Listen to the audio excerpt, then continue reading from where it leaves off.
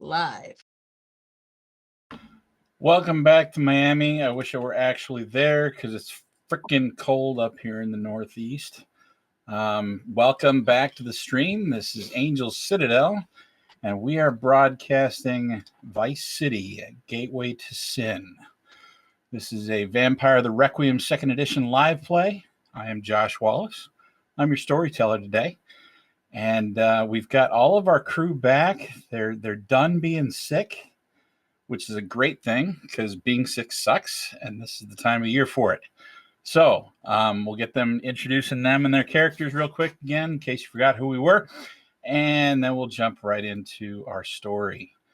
Rusty, why don't you start us off today? Hi, I'm Rusty T Robot in the chat and in the Angel Citadel Discord server. I play Victor Rockwell, an Invictus gangrel who has been going through a lot lately. Yes, he has. Caro. Hi, I'm Caro. I am Sino Mari in the chat and Charlotte Delacour in the Angel Citadel Discord. I am playing Charlotte Delacour and Invictus DeVay, and if you care to find me, look toward the western sky. Very nice. And my other half.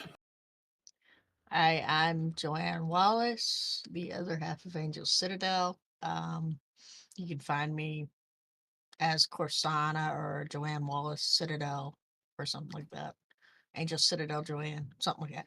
Anyways, I'm playing Kimberly McKnight, a Deva who has joined the Order of Dracul. And if you want to find us, you can check out our link tree. The link for that is in the Twitch chat, or you can head on over to angelcitadel.com, and there are links there to a lot of our various social media and Discord. We'd love to see you there.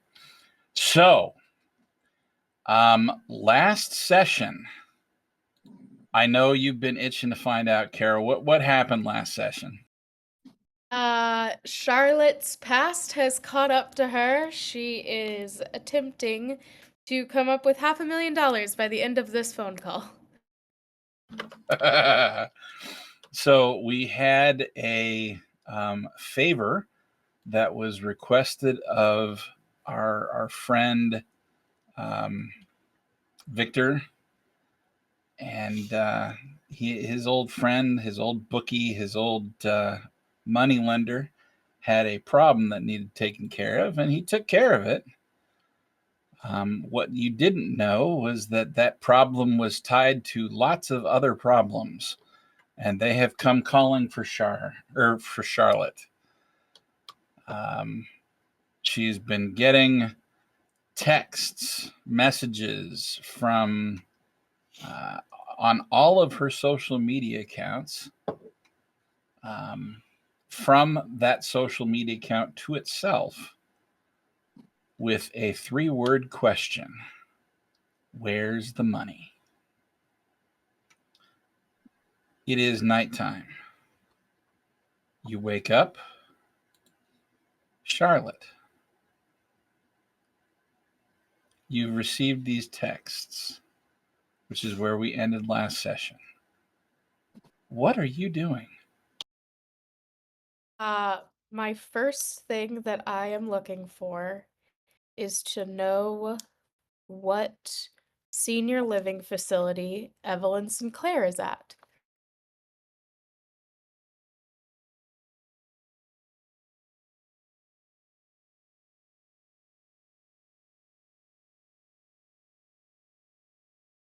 Okay. Remind me who Evelyn Sinclair. Oh, I see it. Evelyn Sinclair is the one that Victor let. Oh, God. Okay. Ladies and gentlemen, this is about to get interesting. Okay. She is at Golden Rainbow Rest Home and Senior Citizen Retirement Facility. It is It is not on the strip or on the beach or anything like that. It's set back away from the coast, in kind of a nice middle class sort of neighborhood. You even see the occasional palm tree as you're driving along there, right? There's some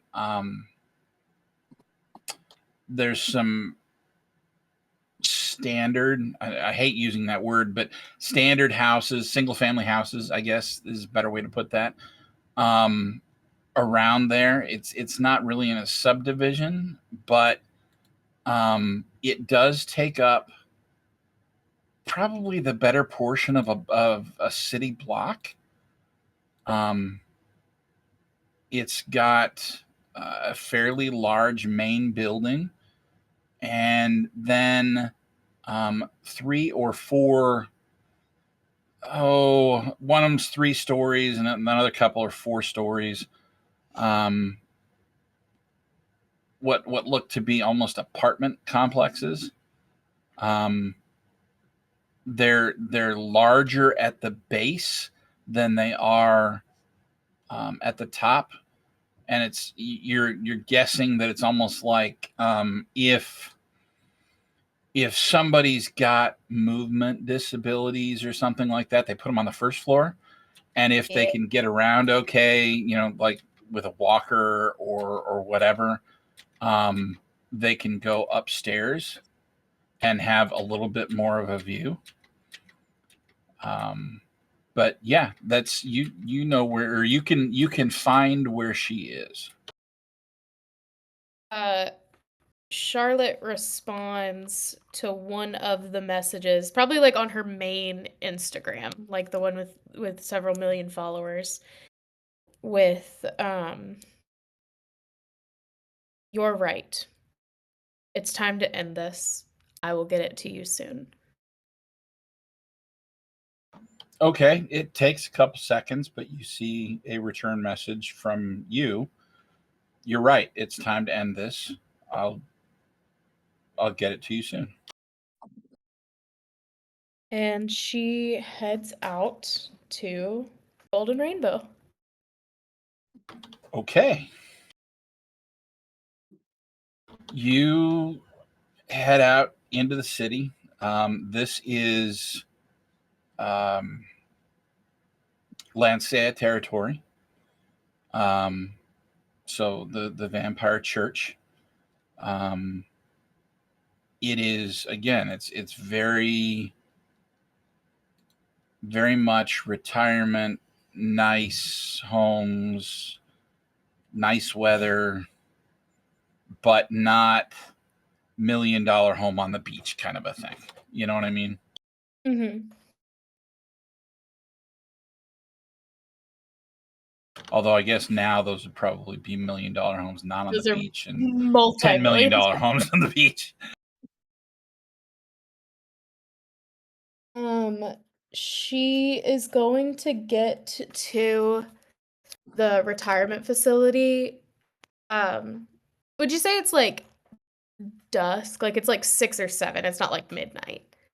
No, it's not midnight. It didn't take you very long once you woke up to figure out that was going on, and check the different accounts and freak out a little bit, and Yeah. Moment of shout panic. out to any investigators or intruders in your house, and Get out of remind here. them that they were legally bound to reveal themselves, even though they're not. No. If they're cops, they have to.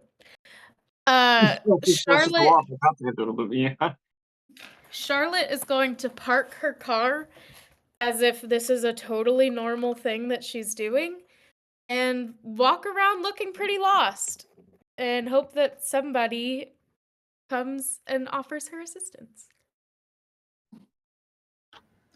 Okay. Let's see if anybody offers you assistance.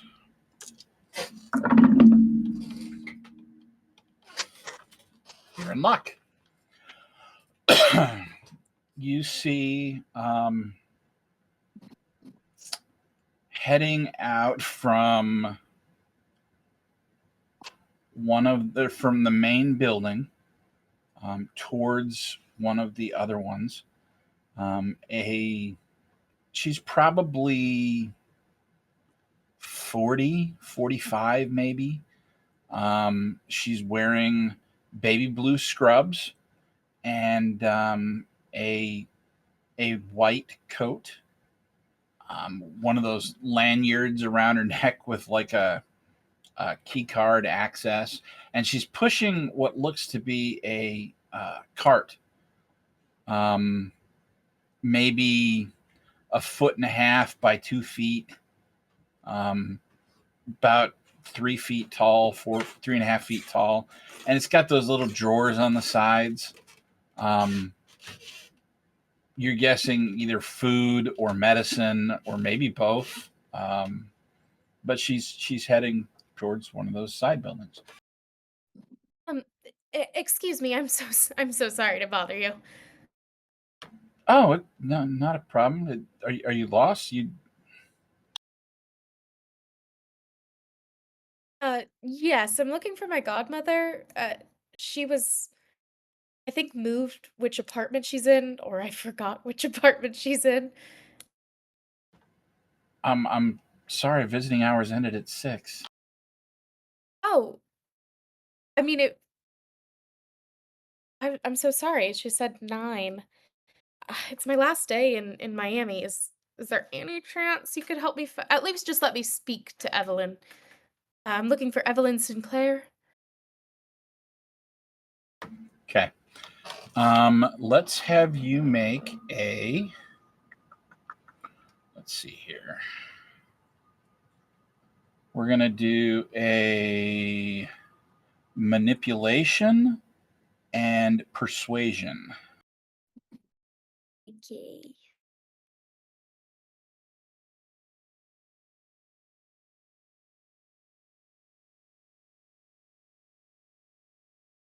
And it's the value next to it is how many dice, right?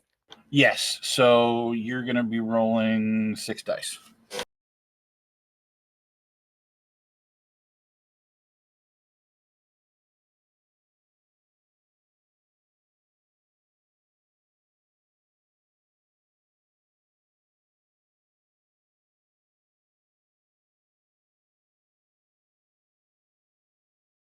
Four successes?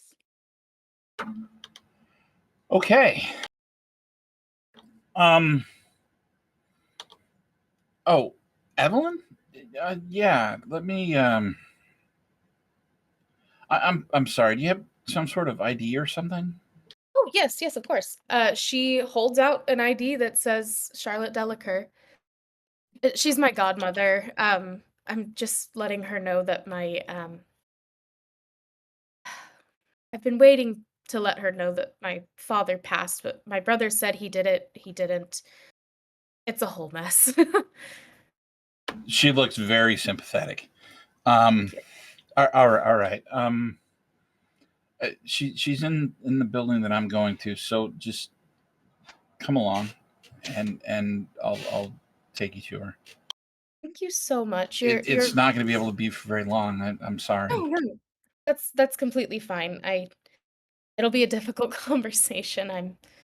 I'm a little grateful that it can't be terribly long. She leads you to the building she was going to. Swipes a card. The double glass doors with the on the sliders part, and you walk in. And she takes you down a hallway, a couple hallways, and knocks on a door. And you hear something of a cracked voice, slightly cracking voice. Yes. And she opens the door. Miss Sinclair, I have your goddaughter to see you, Miss. And she looks back, and Delacour, right? Charlotte. She knows me as Lottie. Miss Lottie. Hi, Miss Lottie? Evie. Yes, it's been so long. And she holds her arms open for a hug. The old woman opens her arms, but she looks somewhat confused. Christ. I mean, I'm gonna need to give me some new dice, I'm thinking. The look of confusion is apparently not noticed by the nurse, and who says, "Well, all right, I'll leave you guys alone for. I can give you 10 minutes, and then I've got to escort you out. I'm sorry, No, that's more than I could ask for. And I'm so sorry. What was your name? Annie." And her name badge says Annie N. Annie, you are too kind. She leans in a little closer so Evelyn can't hear. Has her memory been going? Not that I know of. Okay. All right, sorry. Yes, thank you. I'll be just 10 minutes. She just All hasn't right. called in a while. I She hoped. she nods and wheels her cart back out of the room and doesn't quite close the door. But uh, it's that resting against the kick plate kind of a thing. That's fine. Uh Charlotte lets herself in and starts making like 2 cups of tea. Oh, do you still like your tea with the 2 spoonfuls of sugar, Miss Evelyn? Her brow furrows a little bit more. I I usually take my tea with milk. I'm sorry. I don't remember having a goddaughter. You don't remember me? Well, surely you remember Ambrose.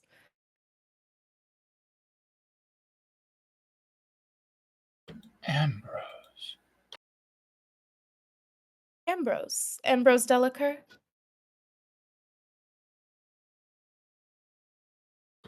Maybe. Ah, there you are. She's starting to Has look been a little bit distressed. Oh, no, it's quite all right. It's quite all right. Um, I'm just in a bit of a situation that I thought you might, if not would be able to assist, would at least like to be aware of how you are entwined in my life. And she hands her a cup of tea with milk and sits down on a dusty chassé and Okay. motions for her to sit on the couch. She kind of hobbles over to the couch, and she. I say hobbles. She's not limping, but she's certainly moving like her joints are stiffer than they used to be. Right. Well, I'm so sorry to be the one to tell you this, but my father passed. Oh my dear, I'm so sorry. And she sets down the tea on a small coffee table, and she reaches out and she touches your hand and kind of squeezes it in that grandmotherly kind of way, right? She smiles, and it's quite all right. It's actually been about a year. I had only just heard that Ambrose hadn't informed you, and well, along with that, I learned that my conservatorship had moved under you. Oh, um, really? Yes. I I I didn't know I had a conservatorship. Well, I believe it was just in the contracts that were sent over. Perhaps it was several years ago. I made quite a few mistakes as a teenager. I was getting money from my influencer roles, and most of it went to my father, which means I suppose now it went to you. Um, I'm not asking you to do anything about it yet, but there will come a point where I'm trying to buy a home. I've I've fallen in love and we're purchasing a house on, the outskirts of Miami and we'll just need your signature just to confirm that you know where I'm going. Oh, my dear. How wonderful. Thank Is he a you. nice boy? Oh, he's wonderful. He's just he's such a little blockhead, you know? Give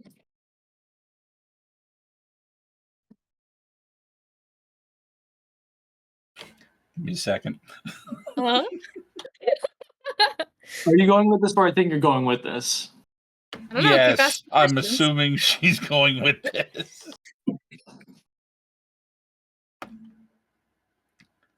Well, dear, you know, men really do need us in their lives. It's terribly complicated managing, you know, the household and such affairs, and they're terribly not very suited to it. I know. Now I need you to tell him that when you come to our wedding. Yes, yes, dear, of course. And she pats your hand. Charlotte stands up. Oh, I'm so sorry. I've updated my phone number. Let me give it to you. And she grabs like a napkin or something and scrawls out in beautiful script Charlotte A. Delacour, her phone number. Um, and then under it, just XOXO. Thank you, my dear. I do look forward to seeing you again. Um, Of course. I'm sorry. I don't. I didn't think I had so many problems with my memory. I may No, have no, to it's speak with the doctor and see if. And you see, there's this distressed look that starts crossing her face, and um, her eyes start glistening like frustration, right? yeah. She When you takes both know of you're her getting old and there's nothing you can do about it, but you remember not being so dependent. she takes both of her hands. I'm sure that it is completely normal. It's been so many years. Honestly, I had to look up your last name in one of our old family, scrapbooks. But I'm so glad we've reconnected. I'll bring photos next time. Surely that'll help. Oh, I would love that, dear. If anyone calls, it was me that sent them. I'm so sorry. Could you give me the number to your landline? I had your old home phone, but since you've moved. She gets up and she goes to a side table, and there's an actual corded telephone on the side table. And next to it is a small pad of paper and a pen. And she picks it up and uncaps the pen, and she begins copying a phone number off the front panel of the corded telephone in very shaky hand script. But it's obvious that she wrote in cursive at one point in time in her life, and still does so. And so she writes out her name and she writes the phone number, and then she puts the cap back on the pen and sets it down and tears off the sheet of paper from the pad and holds it out to you. And she's still a little bit shaky because, shaky. But here you are, my dear. She sticks it in her pocket and squeezes Evelyn's hand. I really thought visiting hours would be later, but I suppose that's what you get for being part of the Miami nightlife. Well, I'm sure it's an exciting thing for you, and just drive carefully, dear. It's much more difficult at night. Yes, ma'am. I'll be very careful. She reaches up and pats your cheek. Ooh, you're cold. Are you all I right? genetic condition. You know how my mother was. And she turns as if she's going to walk out. Okay. And you walk out. She waits for this other nurse. She wants as many people to know that she was here as possible, but she waits for this other nurse to walk her out to the parking lot. And she does. She leaves the cart inside the building as she does, but she walks you outside. Did everything go okay? Your visit was fine? Charlotte like dabs at her eyes a little bit. She's just like I remember her. The nurse smiles. She's a sweet old lady. We all of us enjoy her here. She's even and she looks around and then kind of leans in. She's even got a couple of the other male people that live here, the older folks, kind of interested in as well.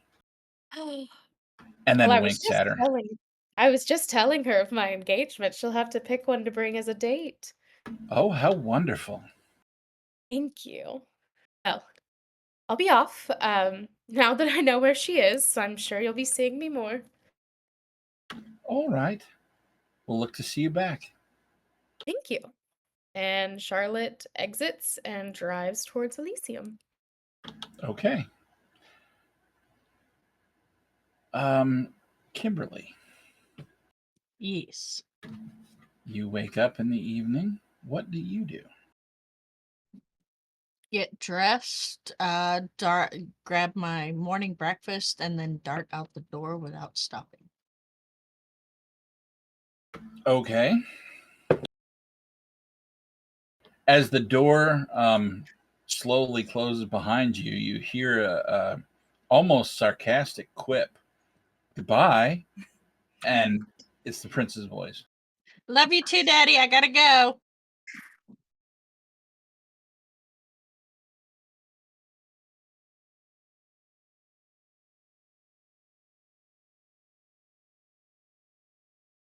Something, something. Didn't even stop to talk. Something, something.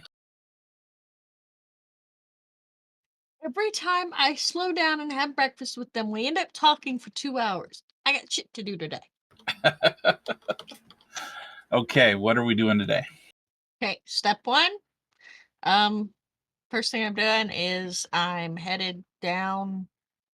I'm gonna head to the location that we saw the gold moth. Okay. You head to the chapel. I'm going to have to pull that up. Hang on just a second.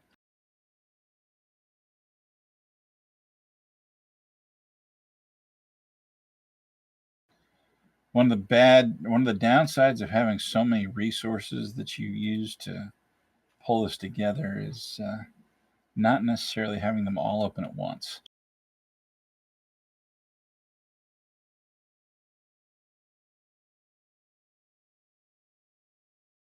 I told you it was Torture Josh Day. All right, Nobody here ever we go. believes me.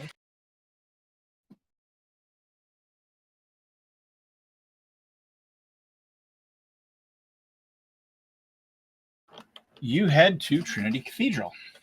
Yep.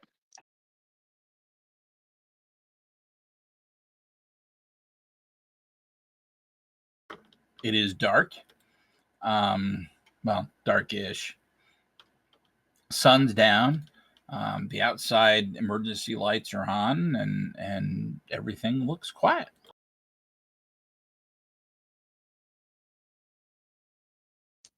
Yeah, I'm gonna climb up onto the roof and look up at the night sky.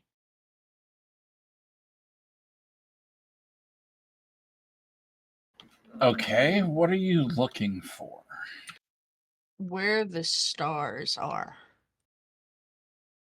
Something the crow and the hierophant said has been niggling in the back of Kimberly's mind. All right.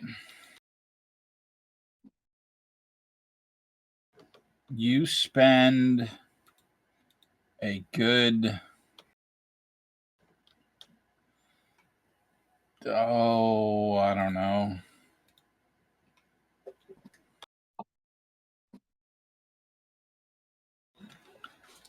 Um 20 minutes, I guess, staring at the at stars. And studying the space between.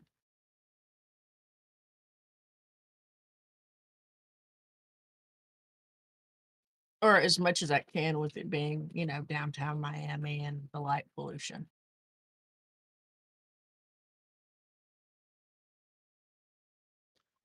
They got apps for that on your phone. Okay. What in particular are you looking for? Well, they kept talking about the veil and the abyss and the book that we had gotten, the Solomon's Key, talked a lot about portents.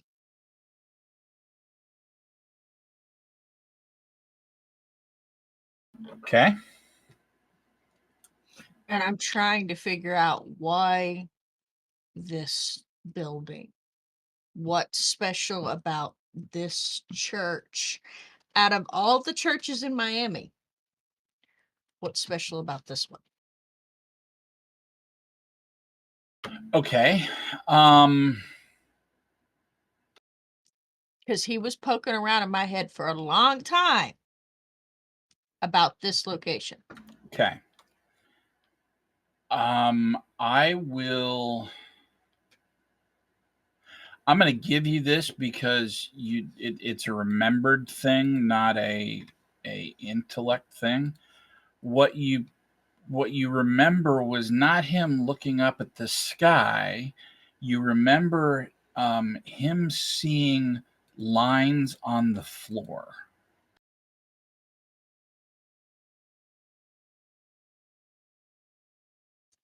Then I am going to B&E and head for the basement.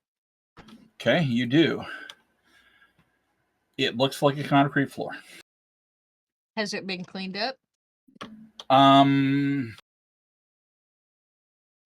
Crap, that's a good question.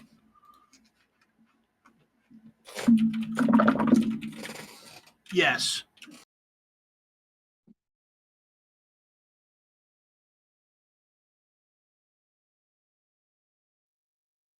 No, I don't see any lines. What did he see? You also remembered that he sounded like he was saying something beforehand. Just for giggles, I'm going to repeat the words he said. Nothing happens. Well, shit, that didn't work. I'm going to go bug Crow. Okay. Are you going to his house or are you? No, that's rude. He Okay. doesn't need to know I know where he lives.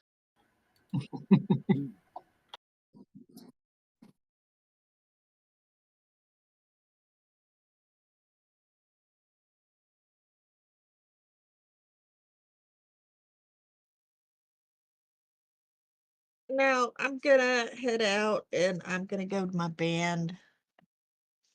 And that's just gonna niggle in the back of my head until I have a chance to talk to Crow. And I will send him a message saying, hey, when you're available, can we have a talkie talk? It takes about 5 minutes, but you get a text back. Says sure. I can chat later tonight if you want. Sounds good. Maybe in the morning? About normal time, normal location? 4 a.m. at the abandoned warehouse. Make sure you're not sleepy. You know I keep odd hours. I That's 'cause deal I'm with your favorite. vampires. That's because I'm your favorite. And you head to your band. Yep. Anything in particular you're doing with your band, or just practicing? Rehearsal, costume check, plans for the next gig, then recording a couple of songs, and then making sure everybody's got money for food and shelter and whatnot, and just standard. I'm taking care of my band stuff. Okay. Sometime during the evening, you realize that you've gotten email. I will pause for a minute and check my email. Miss McKnight, I don't know if you remember, we met at your concert. I am the content producer for the local radio station, the local rock radio station, and I was wondering if you'd be interested in doing a interview with your band and perhaps play live on our evening show. I will respond. I will read the email to the rest of my band and ask them what they think. And the minute they say yes, which of course they will, because yay, making it Heck big, yeah, we're making it. I will contact her back and say we would be delighted. Let us know when and where. Okay. The email doesn't come right back, so you presume that she has something else to do or other things to do. Yep, as long as it's after dark. And then you are working with your band. Victor, you wake up that evening. What are you doing?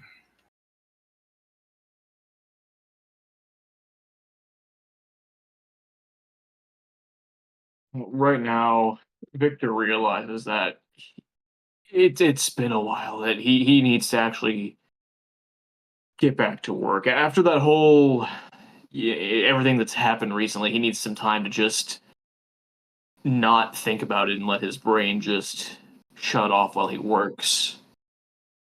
Until he's gonna keep working until something interrupts him. Just Okay. You keep your head down and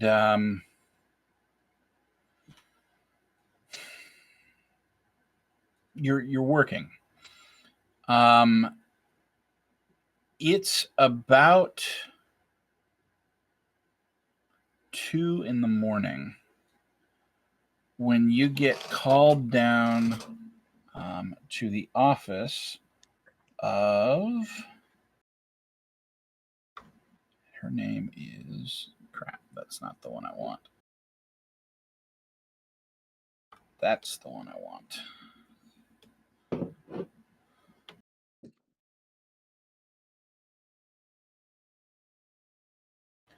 You get called down to Trey Cromwell's office in 1846.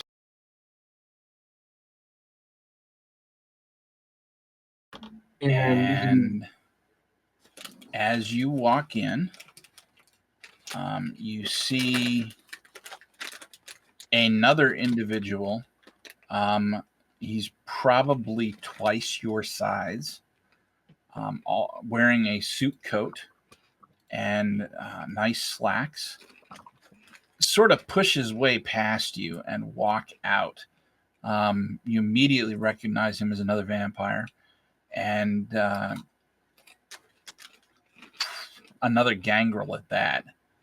And he just kind of shoves you out of the way and walks down the hall. He doesn't look very happy at all.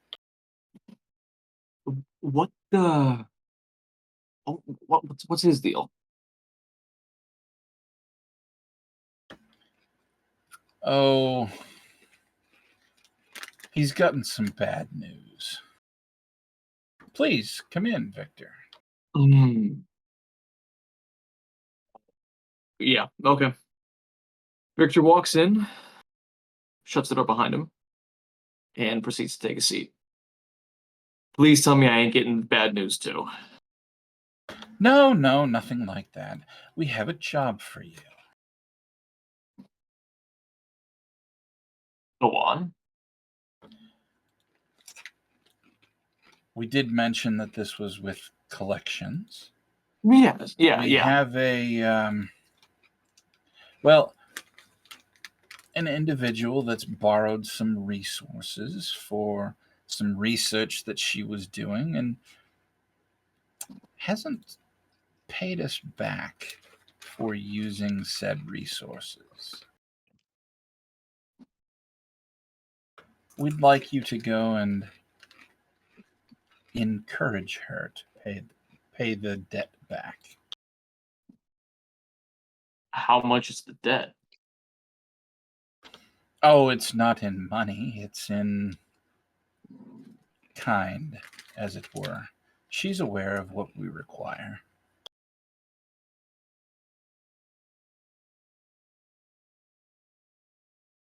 All right, yeah. It's the job I signed up for. I'll do it. You got me. You got it. Just point me where and tell me how. He begins writing on a pad and tears off the page and hands it to you. And the name on the page is Sarah Tully.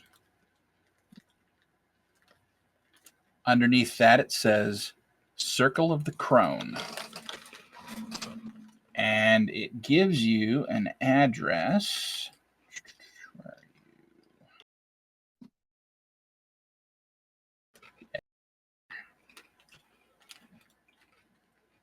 It gives you an address down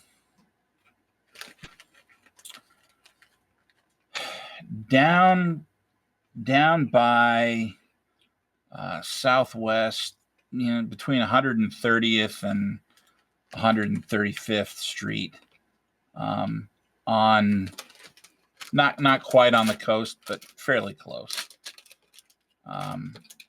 She is apparently doing some research on making a specific drug more effective.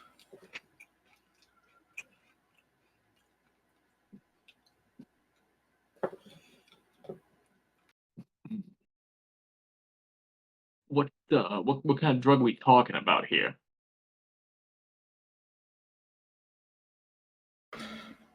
He looks at you. Do you really want to know? You know what? Call me the cat because I'm pretty sure this curiosity is gonna kill me. But yeah, I actually do. Well, you don't think Exnovium gets its influence entirely by our powers of persuasion, do you?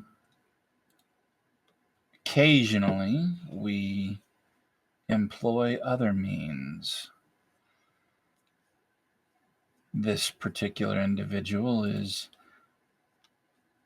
using her connection to a group that provides raw materials and pharmaceuticals of the illicit nature to provide her with raw stock, and we provided her with some reagents that her unique methods of modification and skill lie to change said raw material into something more suitable for our purposes.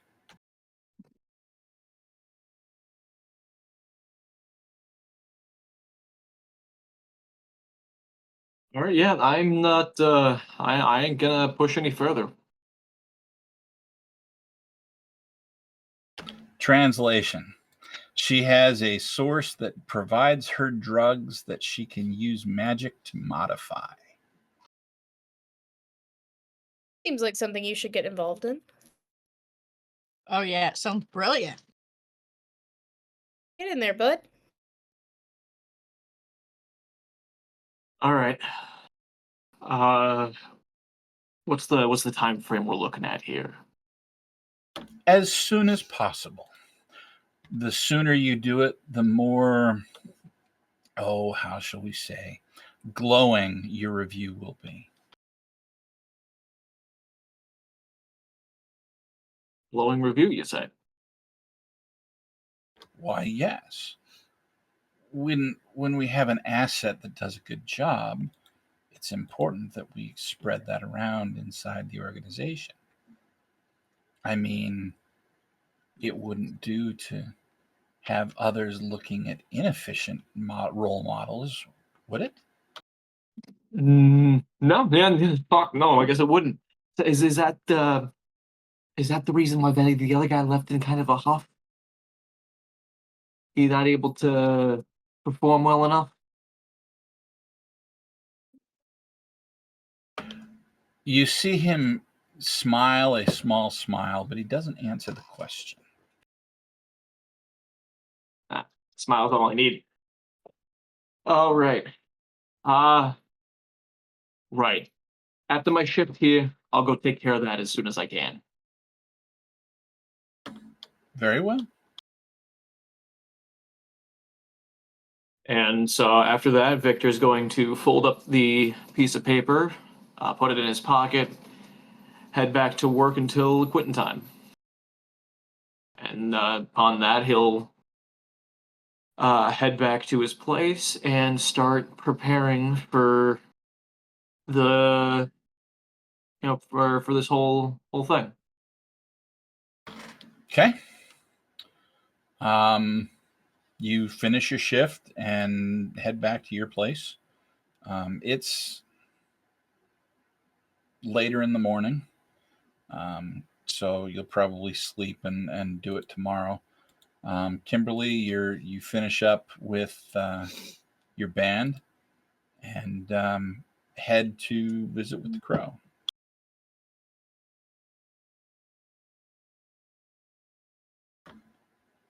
This time he's waiting for you at the warehouse, sort of leaning against one of the old brick walls. Good evening, my dear. How can I help you today?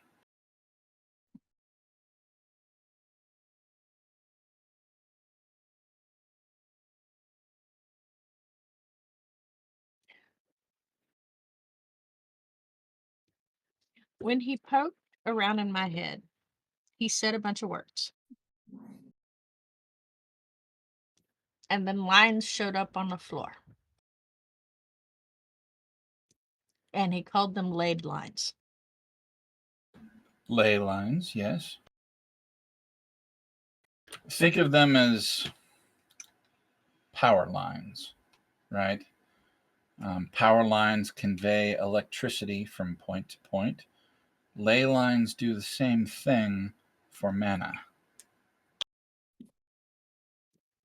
And I'm gonna throw this out there, but I'm gonna assume that only mages who say those magic words can see them. Maybe. Yes, you your eyes have to be opened. Next important question, and this is gonna come out of left field. How hard is it for a vampire to have their eyes open?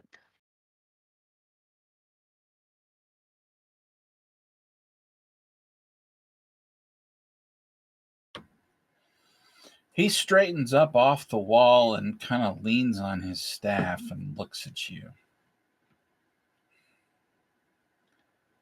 What you're discussing has not ever been done that I'm aware of. However, had you not become one, I suspect that you would have been awakened as well.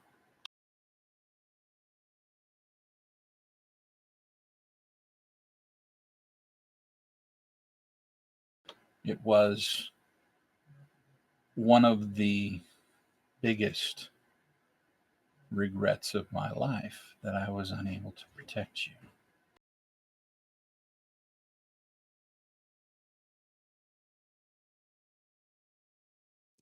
I'm not gonna lie and say my life is better with what happened having happened, but I'm also not gonna say that it's worse. It's a change, and change is simply that. I'm pretty sure you taught me that one. Well, at least you listened to some of the things that I've told you. Oh, I listened to all of them. Just sometimes I didn't always understand. He smiles.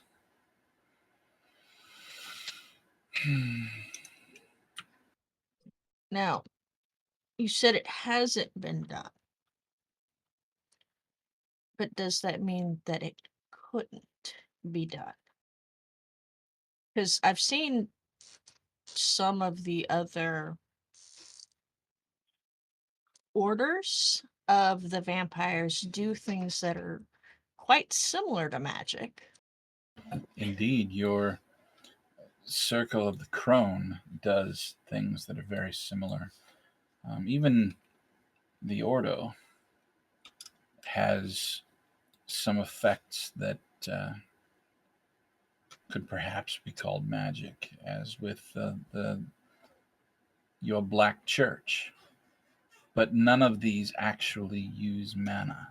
They they still use vitae, the blood of a vampire, to power such effects.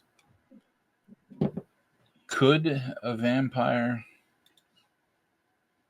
discover a way to access mana and use it? He thinks about it for a moment and then he shakes his head. I honestly don't know. I don't know that anyone's ever researched it. To be quite frank, I don't know that any of the awakened would ever admit that they had if they had.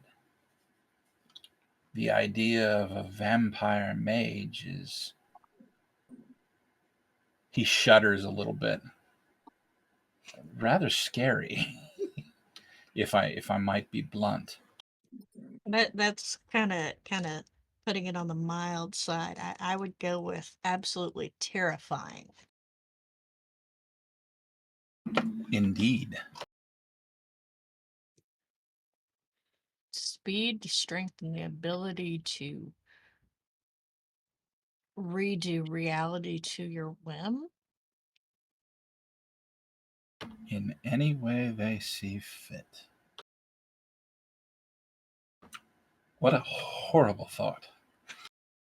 Yet at the same time, there's part of me that's like, hmm,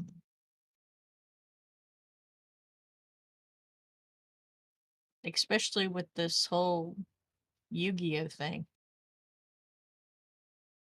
Yu-Gi-Oh! What does a child's card game have to do with... Oh, I understand. You're making a joke. The monsters of the abyss and the monsters from the shadows in the card game seem very similar. I suppose they might at that.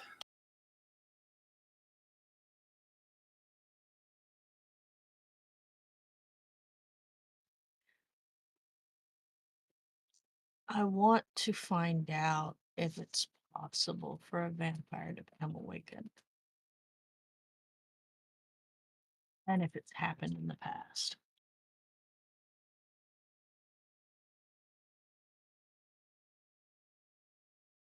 I've been doing a lot of research. Uh, oh, instead of sleeping, because no sleep. And we're not in Brooklyn. He chuckles at the reference and then begins thinking about it. Well, I don't know that we'd be able to help you here. Some of the councils in Europe have records that go back further.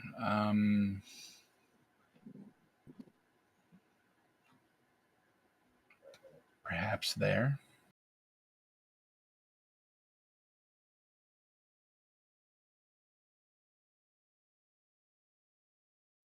We've got some records as well. I'm sure that I could talk to Daddy Dearest and he'd help me find them.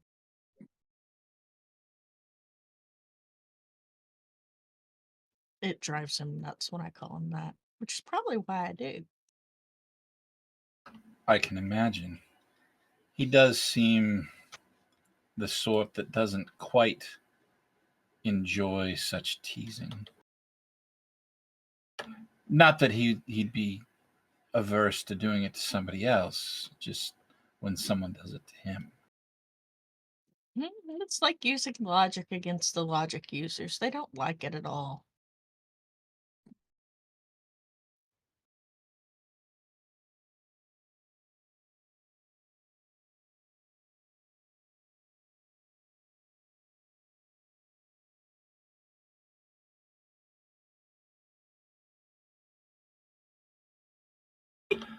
Um, he scratches at his beard again and says, "Perhaps that would be for the best. I suspect that if anyone were able to do so, it would be a member of the Ordo. And as they do not typically share their records with anybody else, you would have a better chance getting such records from him than anything useful from any of the other orders or even my own concilium." May I ask how one becomes awakened?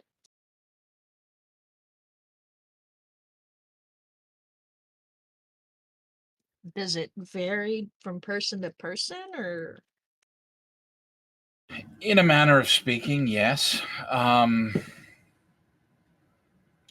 Typically, there is something like the old Grecian and Roman creation plays, the creation dramas. Um, Only for the mage, it's commonly somewhat hallucinatory. You start seeing things that aren't there, and the more this happens, the more apparent it is that you have a choice. You can either go with it or you can reject it.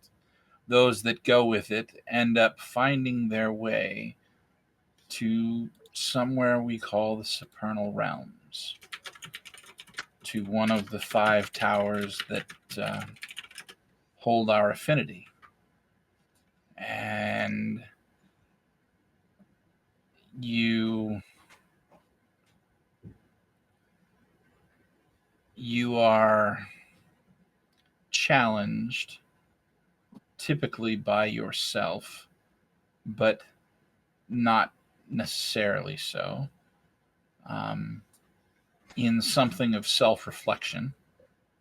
And assuming you're not found wanting, you etch your name in some thematic fashion into one of the towers, and then you return to your life and you are able to draw down magic from the supernal realm across the abyss and use it in our world.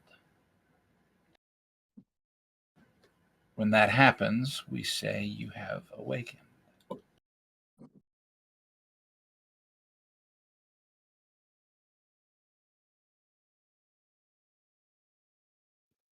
interesting?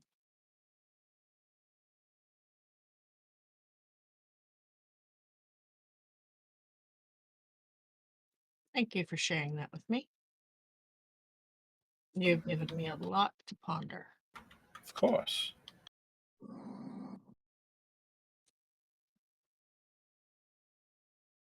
Are you enjoying the book? Very much so. I found your notes. They and he stops and he kind of swallows like he's got a lump in his throat. They were very moving. You're my friend. My best friend. Closest thing I have to a brother. Thank you, Kimberly.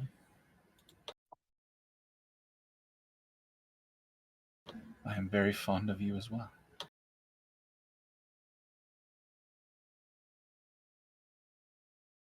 Anything else you want to talk about?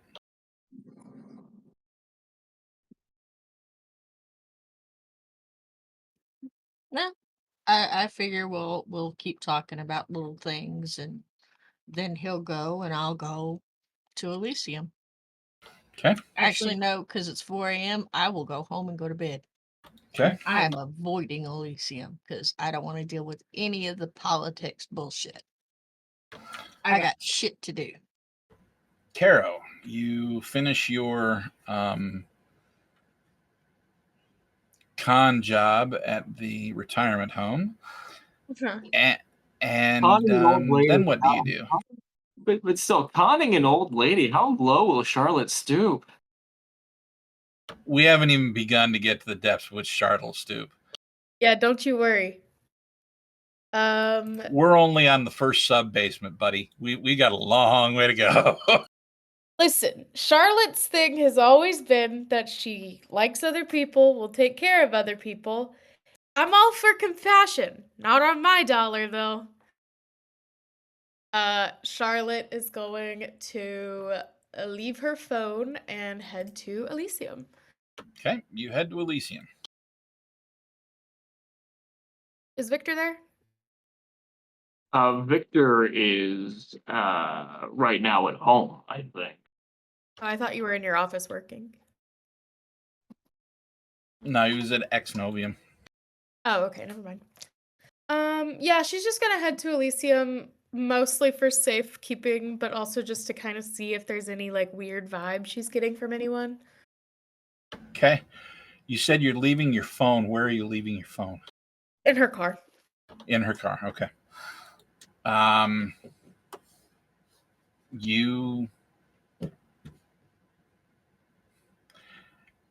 You head to Elysium.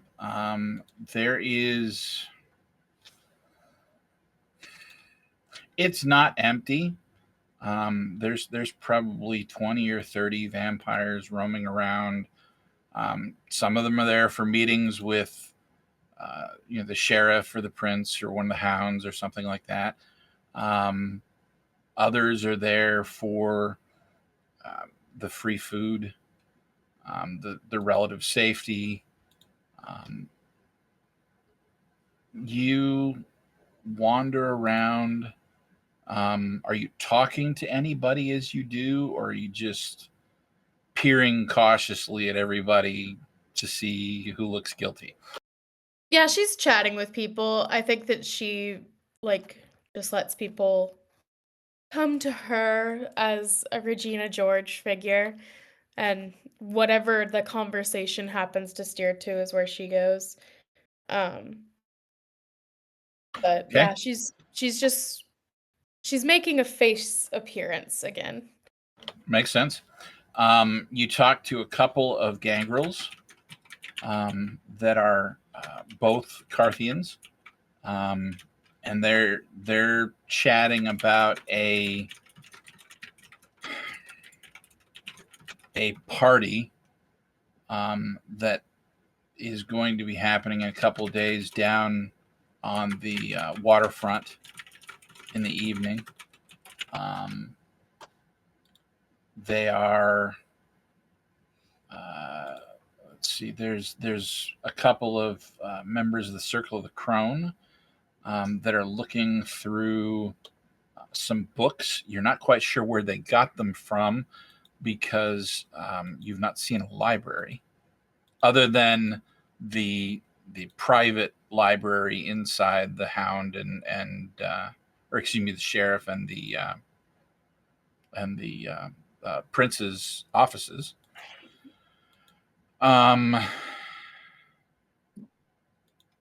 Charlotte Yeah. secures an invite to this party. Obvi. It sounds like it's a rave. Absolutely, hell yes. Okay. So she's planning on going to this party. Is there anybody like probably not like Cressida or anybody from my creed, but like anybody that I would recognize as more like higher up on the totem pole of the Invictus? You see a couple of their lawyers. Yeah, I think she's just gonna go over, kind of introduce herself. Once she has decided that there's nothing really going down here tonight, she's just gonna head back home, still avoiding looking at her phone. Okay. You avoid looking at your phone. You get home, and when you arrive, you walk in, and on the table is a single red rose with another card. She gives the biggest eye roll of her life. All right, getting a little tired of these. Flowers die, money's forever. She opens up the card.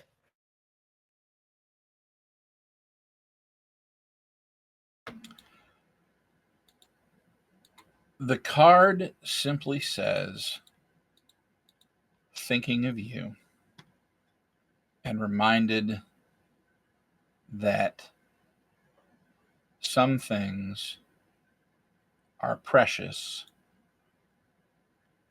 because they are so temporary.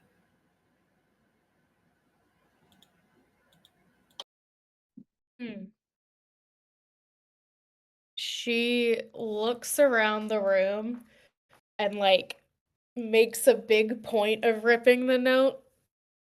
I have a girlfriend. And then gets ready to go to bed. All right. You go to bed. And that's where we'll take our break for today. So when we come back, 10, 15 minutes, we will jump back in and see what happens. Thanks for being with us so far. It's been great having some of you in chat. We look forward to seeing you again here in just a few minutes.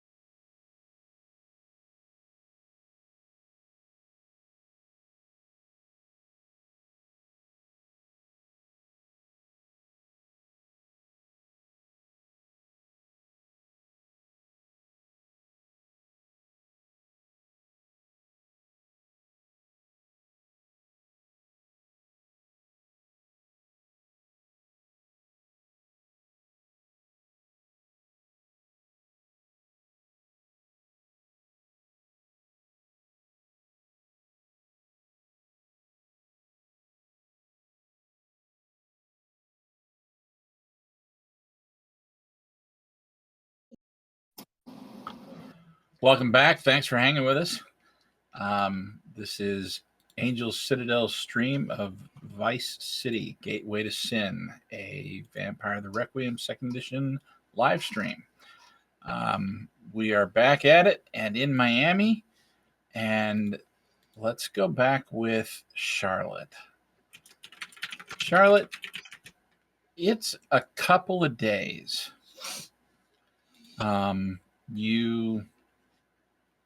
You've got some normalcy. We'll put it that way. You go to your work at Ex Novium, and things are normal. You're not getting any text messages on your social media accounts. It's weird. No random person is breaking into your house, leaving snipped vegetation or anything like that. Creepy notes. It's fairly nice. You even go so far as making what you'd probably say is a workplace friend, almost. A girl that works in advertising at Ex Novium on your floor says that she and a bunch of other girls get together at the Heavy Hearts Club and have drinks after dinner or after work prior to going home and going to bed. And wanted to know if you would like to go. And the girl is a kind? No, she's a vampire. Oh, great. Is it like a exclusive thing, or could I bring a friend? I mean, you could bring a friend, sure. Okay, excellent. Who did you have in mind?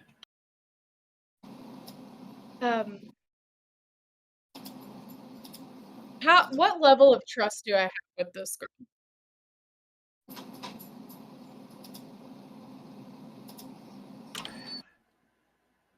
You are periodically having quote unquote water cooler conversations with them. Sure.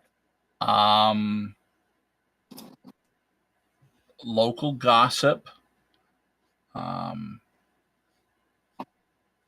You've got a couple of things in common. She's also in the social media space.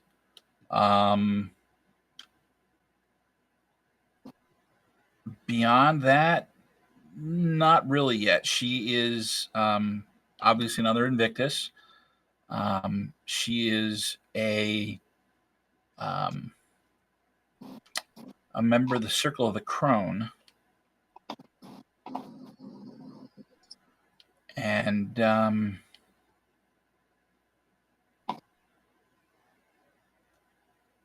excuse me, No. not a member of the Circle of the Crone. I'm brain dead here. She is a oh crud. I knew I was gonna.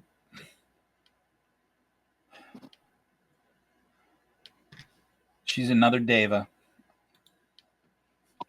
Another Deva. We are crawling with Devas in here. Well, the beautiful people and all. Never mind. Just an old friend of mine, but I'll bring her along next time. Okay. But yes, let's go. Let's do it. Okay.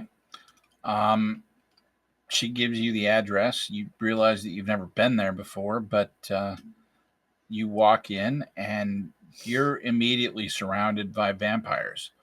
You would guess that probably 70%, maybe even more, of the people in this club are vampires.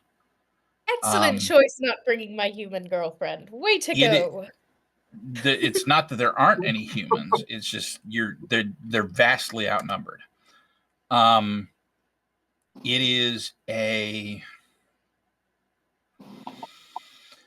very eloquent, kind of how do I lounge, I guess would be a good way to put it. You've got a center area that is wood floor, and there's what looks like a small stage for like a live band or something like that. And then up around the wooden floor, you've got booths and tables. People are eating dinner.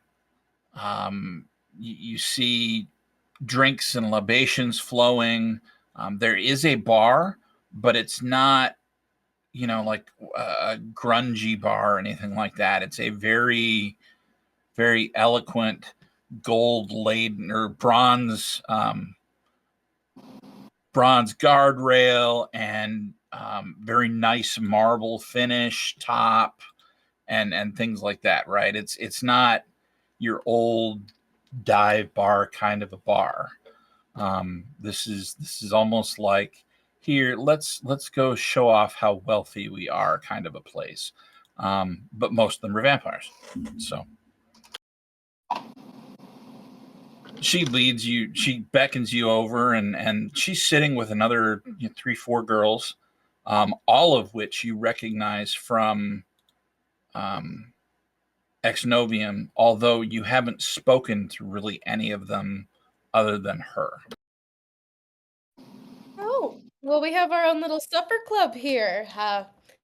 Not sure if you've all met. My name's Charlotte. I'm in the social media area of Cressida's line. Oh, yes, wonderful. And they go around and they introduce themselves. The one that you're here, quote unquote, with is Alice Becker.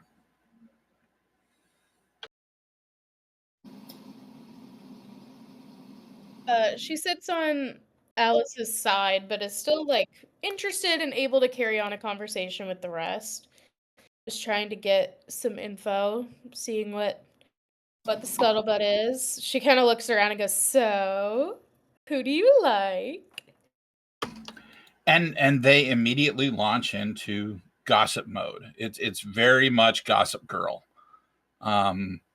They start talking about other Carthian vampires, and one of them just starts gushing about this guy like he was Adonis come to life or something like that. Wait, let me see. I'm sorry? Have I seen him? I want to make fun of her. I don't know if you have, but she does share a picture. And while you don't recognize him, she's not wrong. He's quite well built. You have good taste. And they chat about Invictus politics and how irritating some of the things the elders ask are, and not in any way that's disparaging to the elders, if that makes sense. Just general frustrations.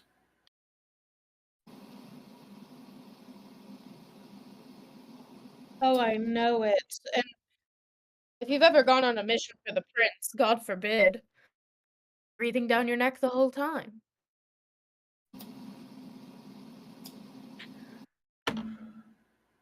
And Alice leans into you and kind of nudges you with an elbow, but he's so cute. Oh, he's certainly something. He's kind of like my friend's dad, so it's odd to say that he's cute, but he is quite handsome. Oh yes, Kimberly? Yes. She seems nice. Yeah, she's lovely. bit scattered, but lovely.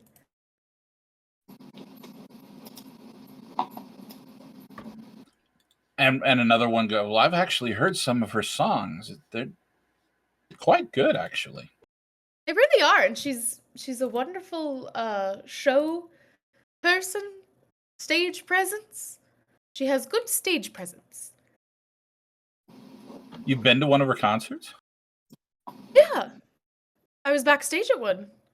Oh, wow. Tell us more. Well, it was eventful. Um, her bass player is very attractive. And that's all I quite remember. Oh, I do have an inside scoop though, if you're interested in Dust Crush. Oh, really? They're about to have their first animated music video come out. Really? Really, really, I know the director. Fascinating. And is the director one of us? He is one of us. You'll see him trailing along the two of us. His name is Victor. Well, then, I'll have to introduce myself. You sure must. Oh, And you see her playing with her red curls. Not this is not Alice, by the way. This is one of the other girls. Oh, he just got like super broken up with. So if you could just boost his spirits, that'd be grand. Oh dear, I'm sure I can take his mind off of whoever she was. She was a mortal. He lost his mind over a mortal? He was One of the broken. kind? Listen, he was broken up with by not only a mortal, but a mortal that he had brought in as the ghoul. This ghoul broke up with him. Oh my dear. I thank you for having the appropriate reaction. I have been dying to talk about this. And she does. She looks like she doesn't know whether she should be happy that there's this weakling vampire that she can, be all predatory with, or offended that someone's ghoul turned on them and they didn't do anything about it or something like that. You know what I mean? Like, Yeah, when you don't know hidden. how to feel, that's you it's bleeding off of her right now. And do you want to know the kicker, the craziest portion of this? I'm all ears. She ran off with another vampire.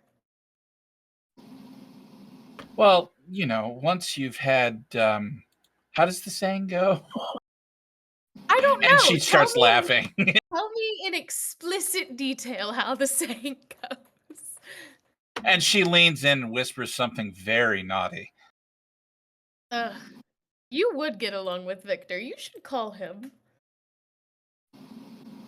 Actually, here's his number. And she hands her Victor's phone Oh, number. dear God.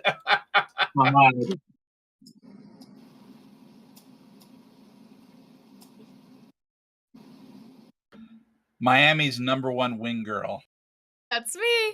I'm gonna get my friends laid. All right. So you have drinks. Everybody flushes life, and you have drinks. They don't serve blood here. This is a very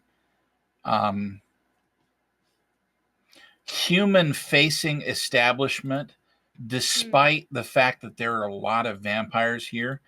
And it doesn't appear like any of the staff know or care, or maybe they do know and they just don't care. That's fair.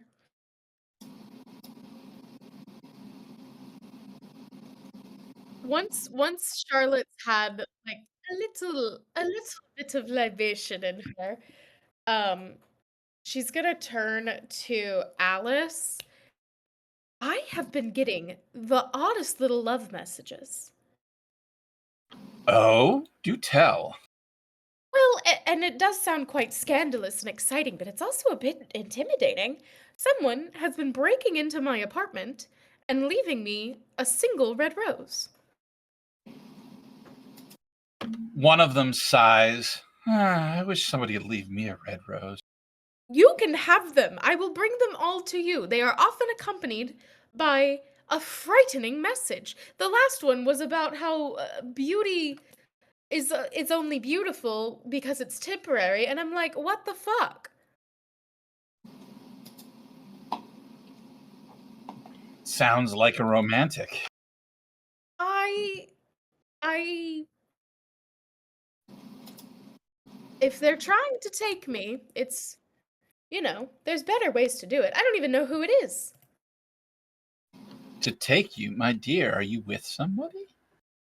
Well, I don't kiss and tell. The girls look at each other and their eyes go wide like, oh yeah, she's with somebody. I may be with someone. And is he cute? She is beautiful. Oh. And they all get big smiles. Tell us more. Here, and she shows them a picture of the two of them together. Her name is Friday. We met on Halloween. I was covered in blood. It was lovely. And they all start gushing. Typical girls seeing something cute, very very much the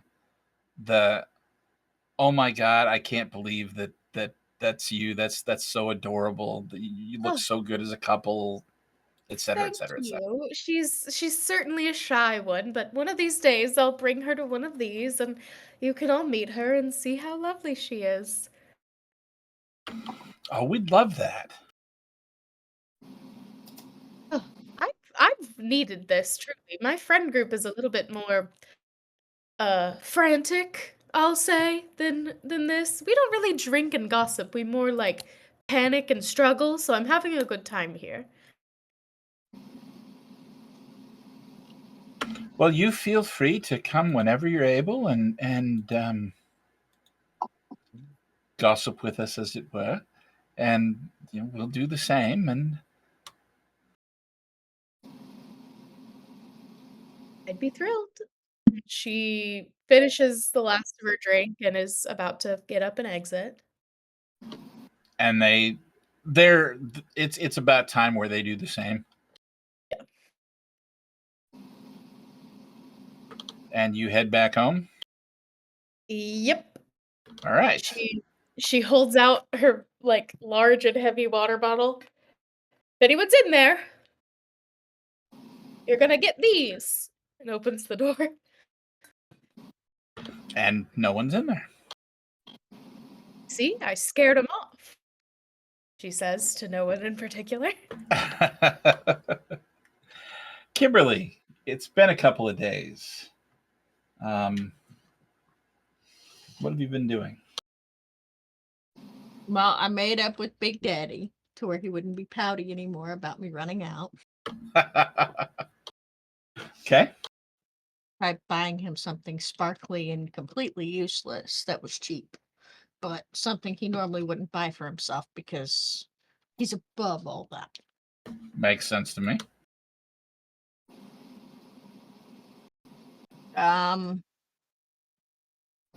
Probably had the meeting and started making plans for the debut on the radio show because that wouldn't take very long. We'd be communicating.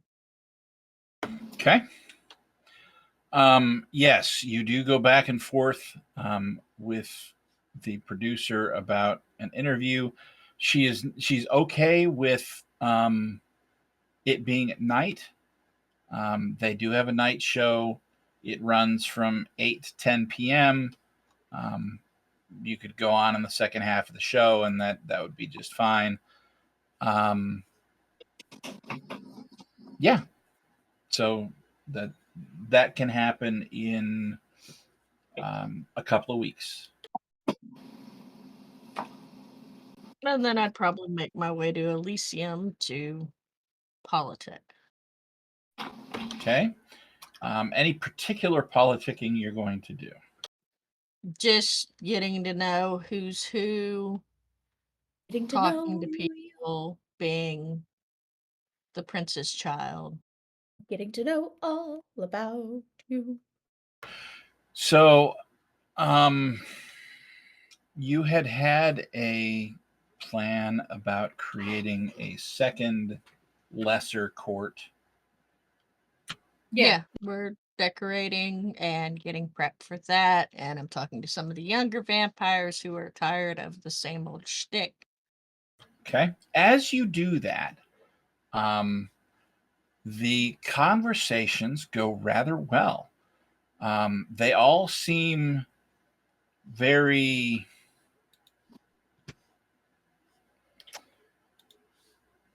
interested in being around vampires that are older, vampires that are as old as they are, I should say. Not several hundred years old and into Mozart and classical music and stuff. They want someone who understands what TikTok is and Metallica and whatever, right? Yes, People the that two are things kids are into. oh yeah. TikTok and Metallica. who the heck is this Billie Eilish person? I mean, when you have conversations about something like that, to not get met with a blank stare, and so that those conversations go really well. You find as you're going around that you do run into people that are less enthusiastic about it, and they tend to be the more conservatively, and I say this is a stereotype, but it's probably true.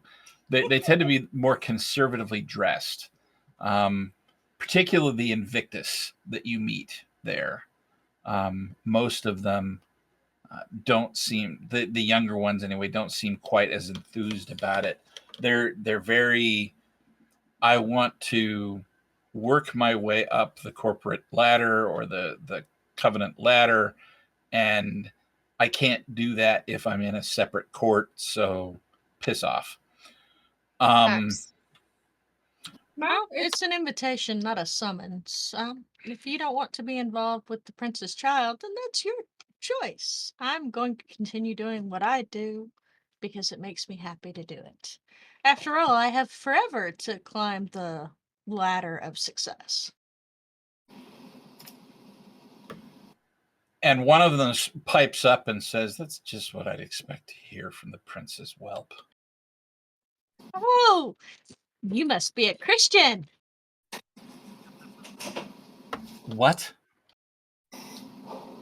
You must be a Christian.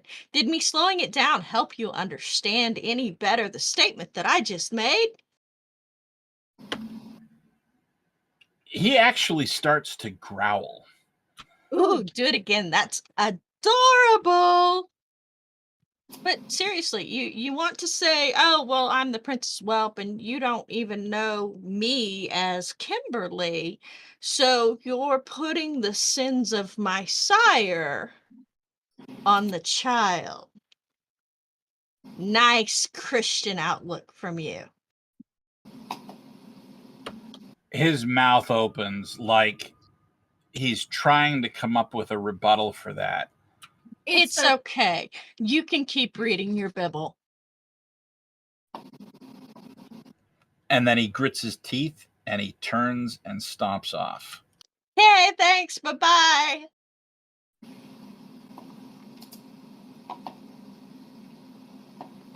Isn't Victor an Invictus?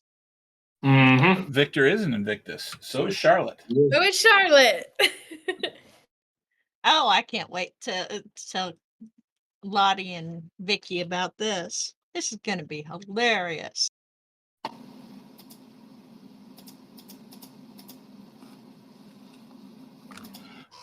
So you're spending most of your time doing that, correct?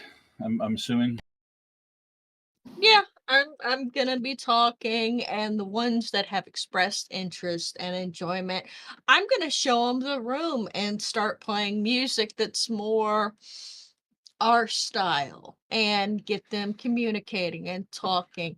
Because while, yes, climbing the great and powerful ladder of various orders is fantastic, networking is everything in this life.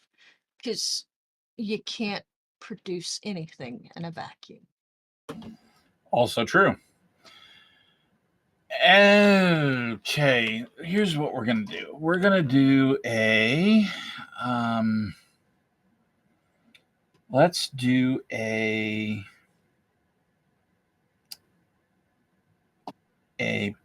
presence plus. Let's call this one a presence plus socialize. We'll see how well this goes for you.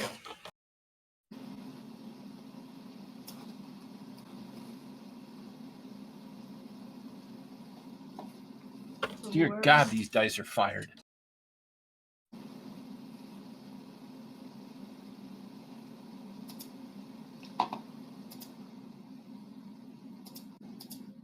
I reroll zeros, right? You reroll zeros.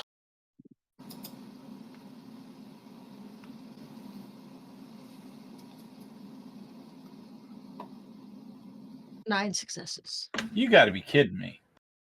Would you like me to move Right. my... You bought me this dice. I rolled did six buy you these dice. I rolled 3 zeros. I rerolled those 3 zeros. Those 3 zeros on top of the other 8s gave me 3 more 8s. That's disgusting. You bought the dice. Yes, I did.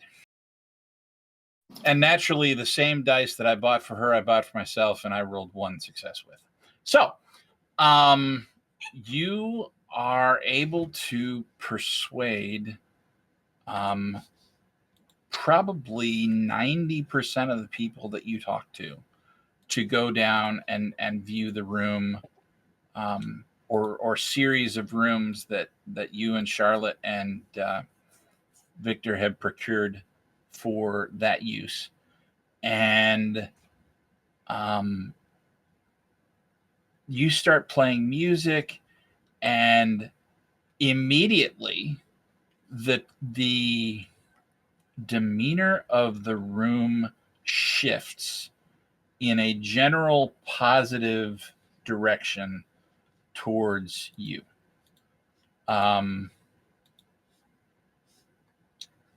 They all seem more interested about the idea, seeing the space and hearing that that music and things like that than they did when you were just talking to them and they agreed to go look. So there's that. Yeah, I figure it's not the music's not quite make your ears bleed loud. It's still low, but it's got the heavy drum line, it's got the steel guitars, all of the things that get young people's blood pumping. Makes in sense to me. happiness. Makes sense to me. Victor, couple of days. You have an assignment actually. So maybe not a couple days. The very next day, you wake up. What do you do? Well, Victor wakes up, he gets himself dressed, and he unfolds the paper that was in his pants pocket to look over the address again. Takes a deep breath and says, "Right, Victor, you remember you got this. You can do this. Who knows? You might get a promotion if this happens." And first, Victor's going to text Charlotte and be like, "Hey, Lottie, can I borrow your car? I'll tell you why later, but I need to borrow it." Lottie responds with $50. And next thing Lottie knows, fucking Venmo'd $50 right to her. Excellent. Yeah, come get it. So Victor's gonna go and go to Lottie's to grab her car, and then when he gets there, I'm assuming she probably greets him at the door and all that, right? Yeah. Bring it back Yeah. with a full tank. Yeah. Thank you for not questioning why I need it, by the way. I don't want to know. Yeah, fair. Better you don't. Are you okay? Yeah. Oh yeah. No, this is for work. Oh, fun. Oh yeah. Yeah. It's for work. Apparently, and he's gonna get closer to her. Apparently, some things are owed that aren't being paid back. Oh, So I have whoever to would go. do such a thing as that? So I My have to God. go. Yeah, right. So I have to go collect on it. Okay. It's not So me, is it? no, God, no. Trust me, it ain't you. It ain't you. Great. Well, good luck with I that. would honestly feel very conflicted if it was. Oh, well, how comforting for me that you would feel Because one, conflicted. you're my friend, and normally you take priority. Take the car. Yeah, fine. Yeah. So Victor's going to get in the car. Lottie grabs him by the shirt and kisses him on the cheek and says, "We're also engaged according to an old woman in a senile home. Goodbye." And she shuts the door. And Victor's just sitting there for a second, trying to wrap his head around that. That's fantastic. Okay, so it was exactly where I thought you were going with that then. Yeah. And This is Victor's the going reveal, the prestige. Victor's going to just kind of shake his head, smack his cheeks, and he is going to start heading to the destination. Okay. Just as a side note, you've been working with Kimberly, and you now have a job with the Invictus, and you realize you can pay for your own car, right? Oh yeah, Yeah. no, I know that. He knows that. He just hasn't gotten around to it yet. Okay, that's fine. I'm just making sure that I understand what's what's going on in your head. Just to make sure everyone is aware, Charlotte drives a bright pink bug convertible with eyelashes on the headlights. Mm-hmm. I can't even. Wow. So you get Victor in that bright pink bug convertible cruising down the road, just getting to the address. Yes, indeed. That's fantastic. Great sight. It's a great sight to think about, really. And eventually he arrives. And what's the building like? Is it just It's a home. Okay. And It's Victor's just a house. And Victor's going to park on the side of the road there, and he's going to take one more look at the name. And what was the name again? Sarah Tully. Sarah Tully. And he's going to take a deep breath in,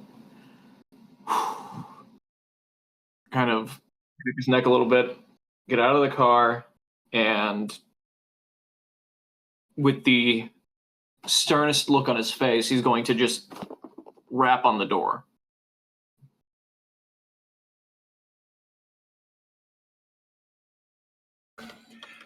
The lights of the house are on, and not all of them. It's not bright enough for that, but it's bright enough that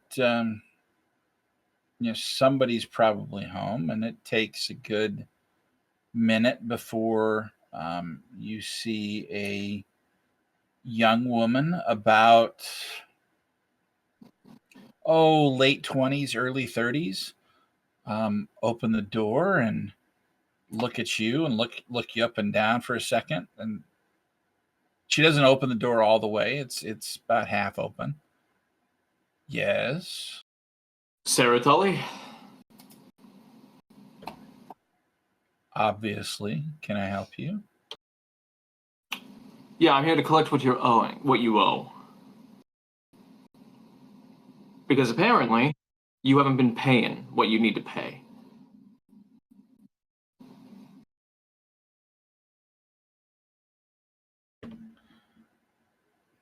She looks at you for a long moment and then her lip curls up. They sent you? Yeah. How amusing. What's that supposed to mean?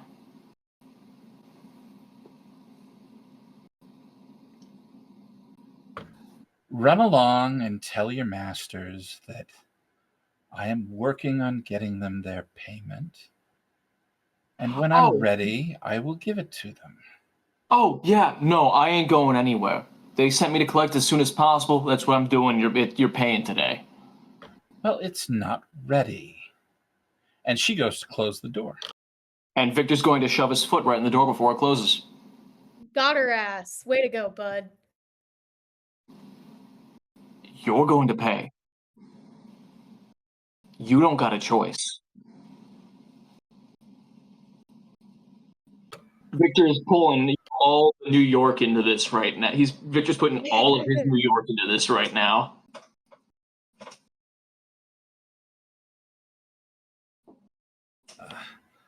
All right.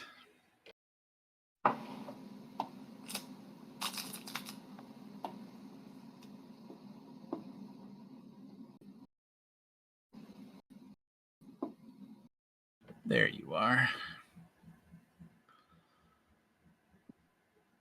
Okay.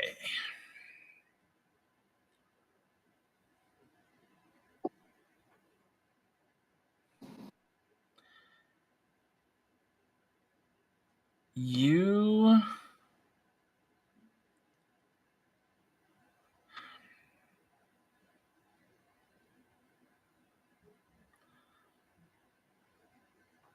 how do I want to say this?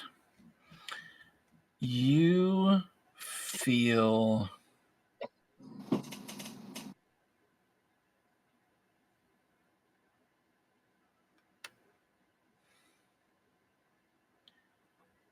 almost a chill as you look into her eyes. And her smile goes from a sneer to one that's very, very sinister.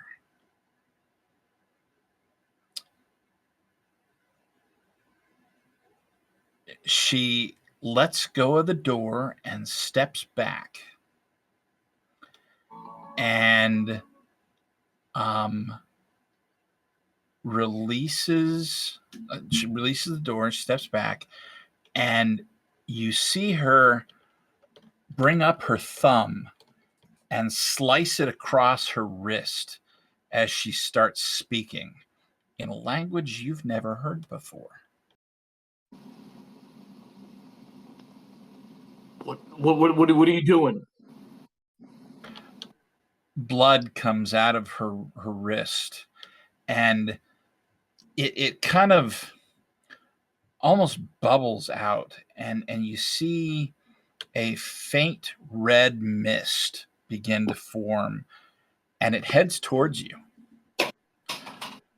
I need should you be- to make a composure plus blood potency roll. All right. So that is, let's see, for you, that's going to be 4 dice. Roll a lot of successes. Composure plus blood potency. Yep. Let's go. All right.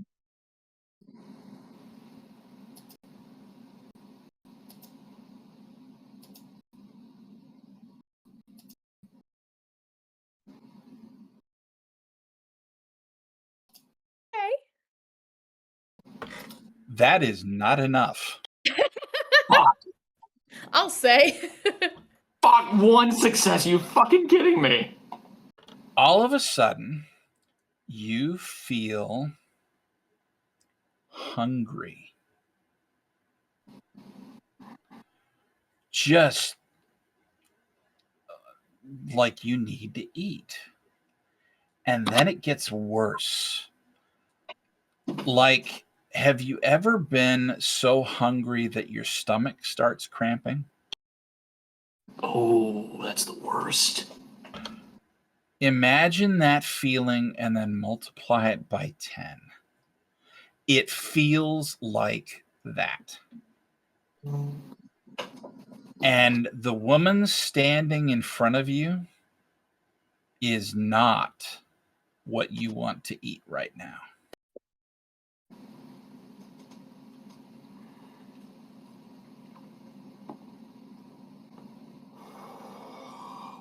You need to roll to resist frenzy. All right.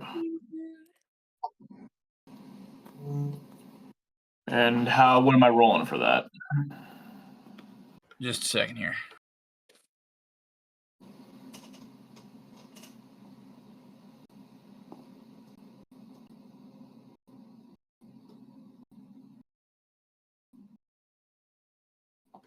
I gotta find it. Hang on.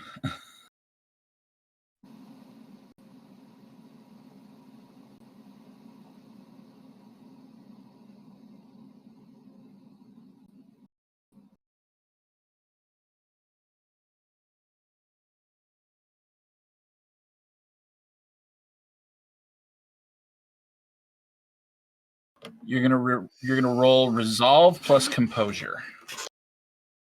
All right. Resolve plus composure. Do better than last time.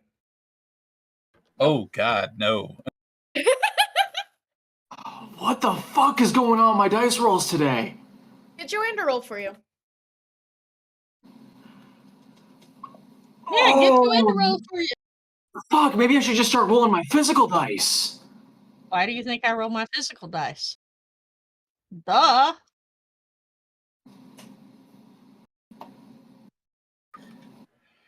You absolutely have to eat someone right now. Go, go, go.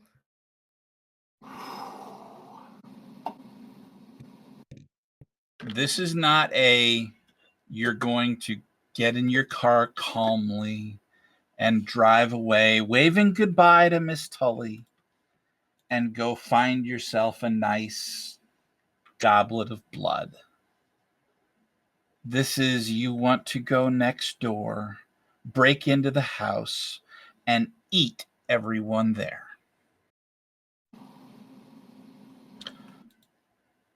You proceed to turn and head towards the house next door.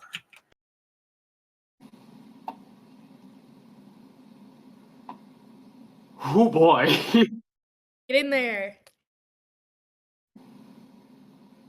Victor's on and Victor heads next door, looking through the windows. It's a young couple. There's a guy and a girl, and they appear to be watching some sort of sitcom. She's sitting against the corner of the couch with her legs up across his lap, and they're laughing.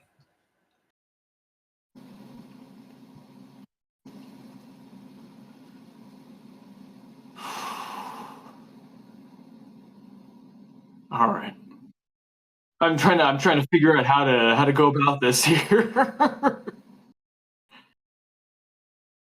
But then again, if I'm frenzying, I don't care if attention's drawn to me, do I?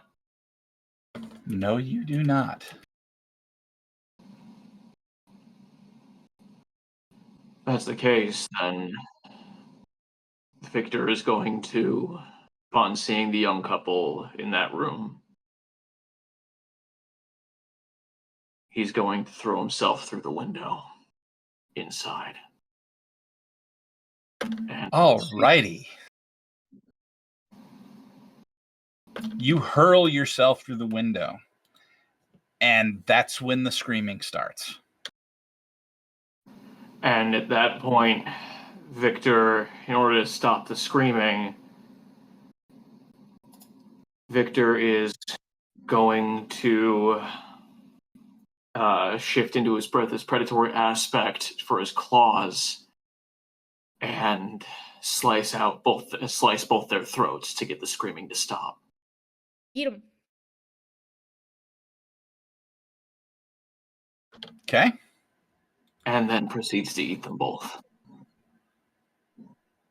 All right.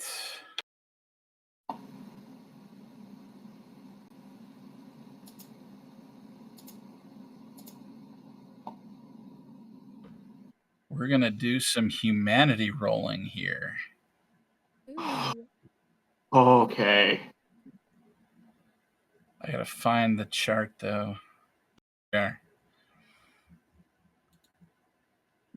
All right.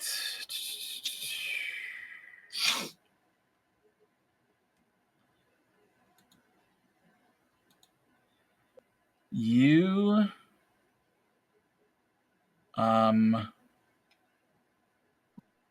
you are going to need to roll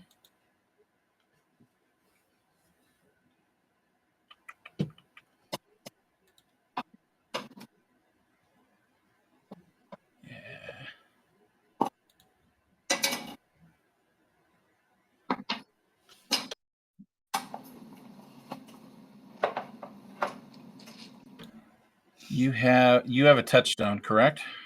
I do. It's a letter from a terminally ill child that Victor's cartoons helped.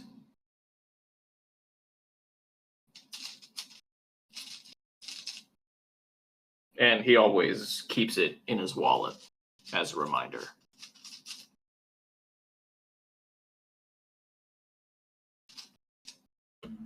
Okay. You are going to roll 2 dice and actually 3 dice, two for the humanity level. This is an impassioned killing, and I'm going to call this an accidental killing. So 2 dice, and then add 1 for your touchstone, and you need to roll. Let's see here. Yeah, you need to roll some successes. And what's a success again? 8, 9, and 10. Got it. All right, I'm using my metaphysical dice, so hopefully this will actually give me better results here. Oh fuck! It's 3 8s. That's 3 8s. Okay. You eat both the people. Your your beast sits back in your mind sated. You would swear that you could see it licking its lips to get every last drop of blood. They are very dead. And yeah, you don't feel good about what you did, but you actually don't lose humanity. And Victor is just sitting there for a minute, covered in blood and viscera and all that, and he's oh fuck. And he's going to what he's going to do first is ditch the bloody clothes in the house.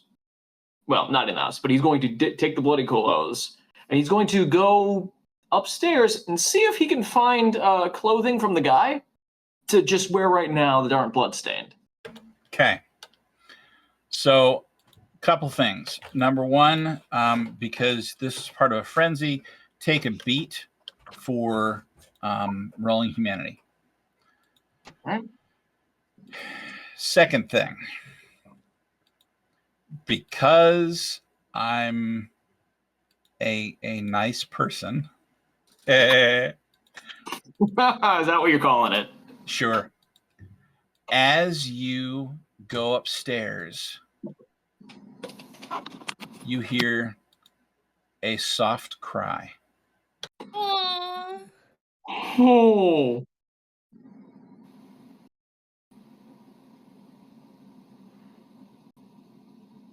Oh. Give me a second. I need to Mean. this.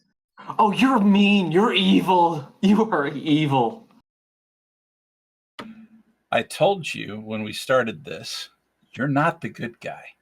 Yeah, I know.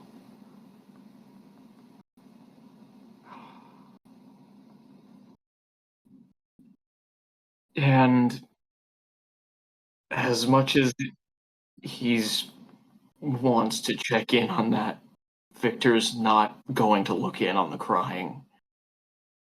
And he's still going to go and look for clothes to just put on instead of his bloodstained ones. Ooh.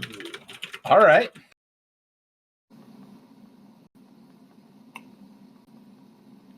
He's You at the moment he feels ashamed, and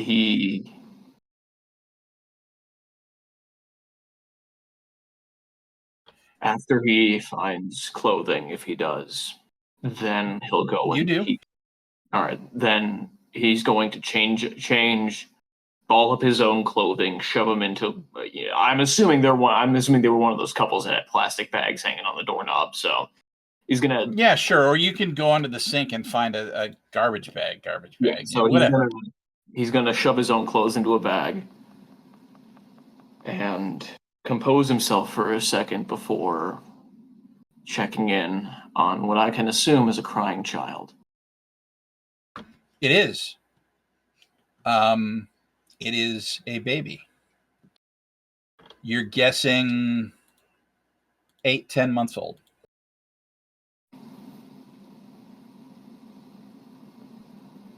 And now that Victor's hands are clean, he's got a change of clothes on. He's going to look at the child and pick it up and just kind of shush it back to sleep before leaving.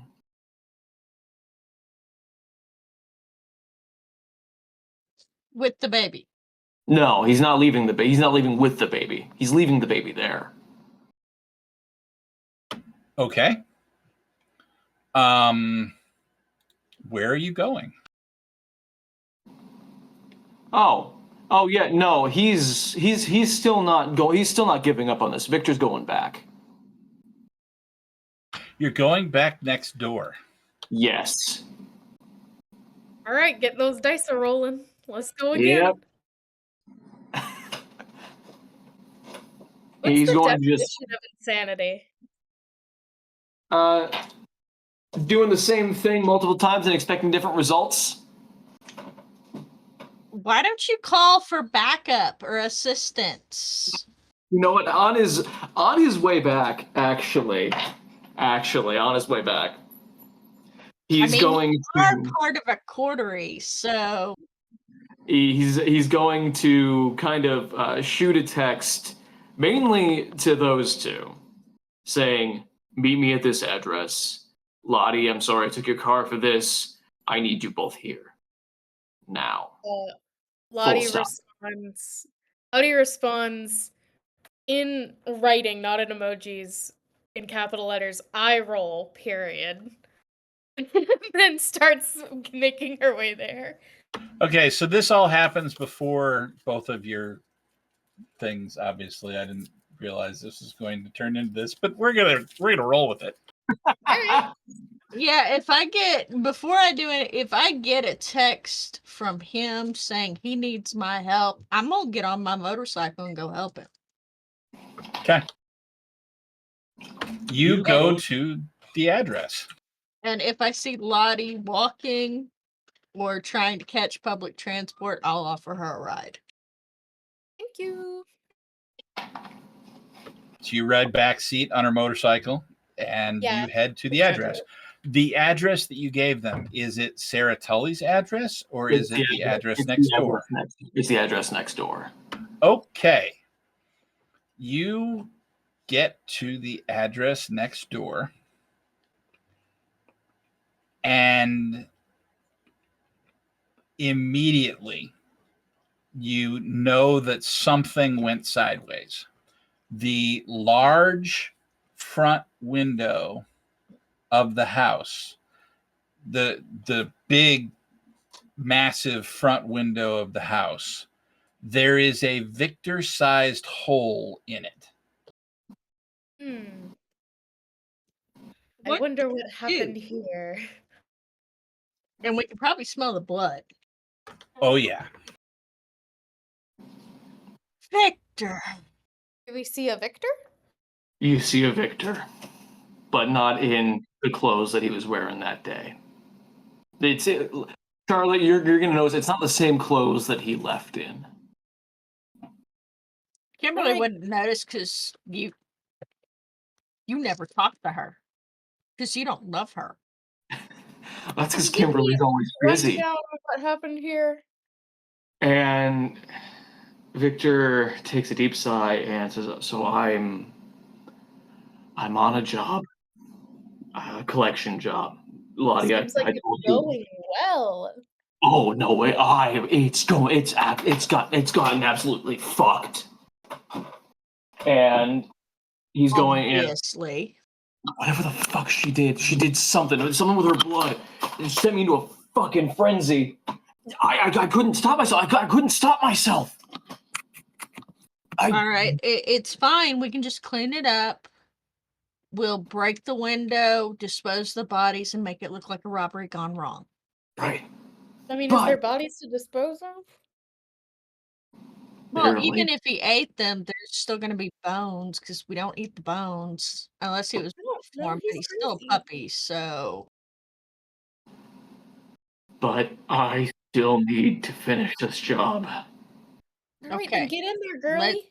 Let's clean this up and then we'll finish the job. Charlotte and I will help you finish the job. Thank you.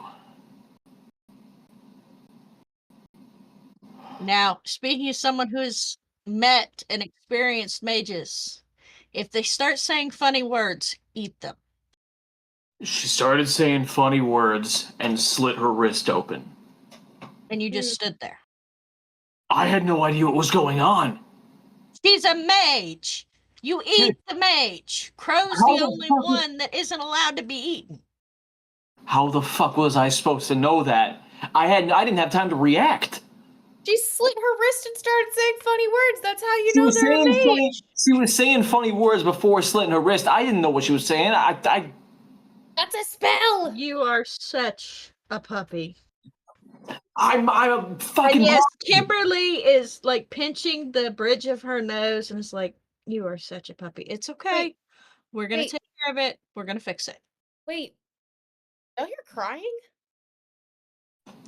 I hear crying. Yeah. Do we hear crying?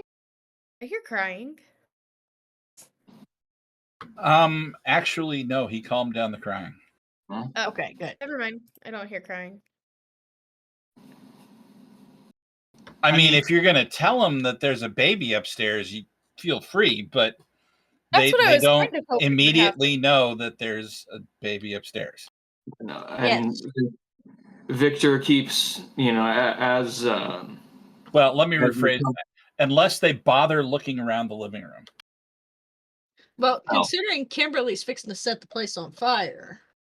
Yeah, as Victor is as they're all talking, Victor's kind of glancing back up to the top floor there, and Hey, what are you looking at? You're being weird. What's going on? so I'm against the I'm unscrewing a panel and I'm Kimmy, before you do anything by burning things down, there's a baby up there.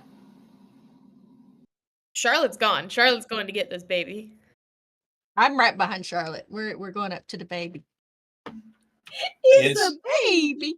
It's a small, probably 8 to 10 month, you don't know, baby girl. Charlotte picks her up.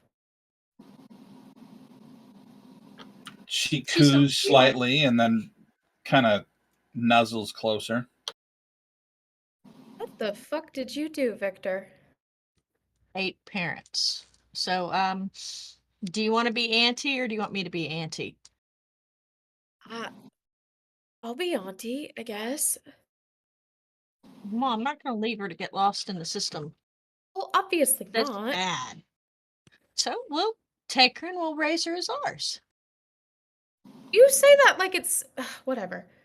Somebody figure out what her name is. Yeah. I'm gonna start rifling around. I'll look for a fire safe, and You do find one. Predictably in the master bedroom, in the closet, kind of tucked to the side next to what looked like some older male dress shoes, is a black, one of those Walmart like fire safes. Um, Looks to be a filing cabinet size, like a filing cabinet drawer size. Yeah. Okay, I'm gonna go through it and find her social security card, her birth certificate, um, like baby things, make up a diaper bag, and I'm moving since Charlotte's holding the kid, I'm moving like that. Like I'm just a wind. And then I'll go down, grab the car seat, put it in Charlotte's car because there's no way a bike's gonna be safe for a baby. And yeah, we have Oh, now adopted a child. what if she has other family?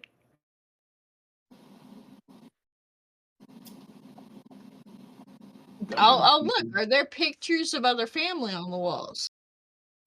You do see pictures of other people with them.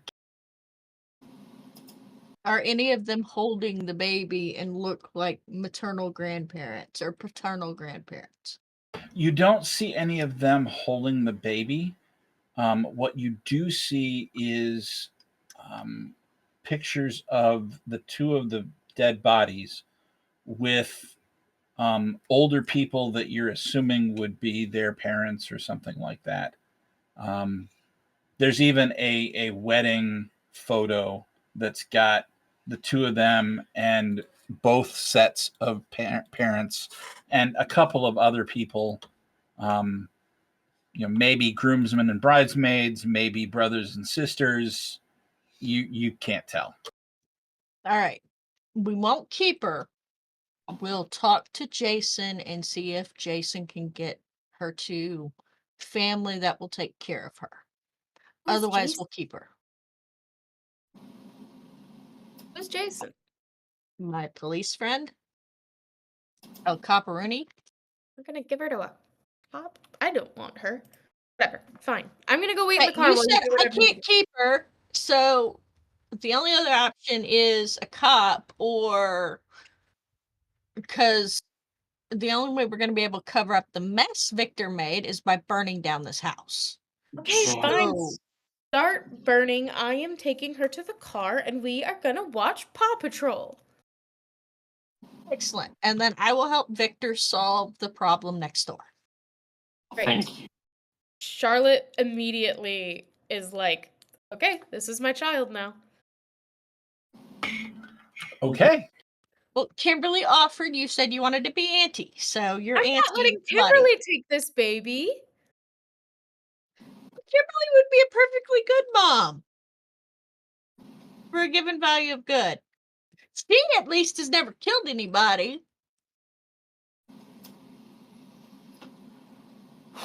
I think of the three of us, it has defaulted to Charlotte. Be Yes. perfectly clear. Charlotte also has Friday. So, Friday would be a good mom. Friday yes. can't know I that will we agree murdered with you. Friday would be a good mom. None of the three of you would be great parents, although No. Charlotte and Kimberly would be much better than Victor. Oh, No, Victor but you would know be what? the absolute worst parent. Charlotte would be a great wine aunt. See, Victor Yes. can She's barely great take care of aunt. himself. There is Kimberly no would probably be the cool aunt, though. Because, I mean, how awesome is it to have like a rock star as a relative? Yeah, but Victor can barely take care of himself. There's no way he could take care of a child. Absolutely not. Okay, after we get the stuff with the baby settled, I'm setting it up to where an electric fire start. Do you want me to roll dice? No, I'm going to say you have time to do that. And then we're going to go next door. You load the car seat in the car. I'm assuming, using your cell Right. phone to do Paw Patrol or whatever. Yeah, no, I will tell Charlotte to take the baby away from the area. Yeah, no, I'm ditching you. Bye. Because I've got my motorcycle, so. Okay. You head back next door.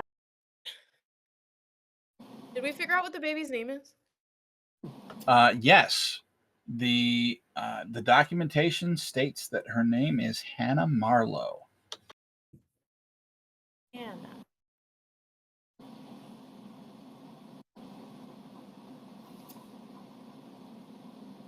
In chat. Thank you. We always wanted a baby.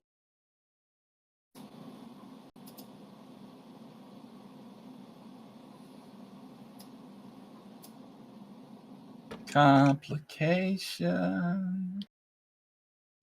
Look, Kimberly is in mode get shit done. All right. I'm gonna follow Victor.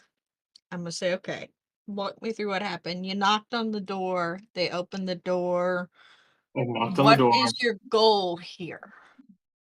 Well, retrieve payment for whatever it is that she needs to pay back. It wasn't given specifics.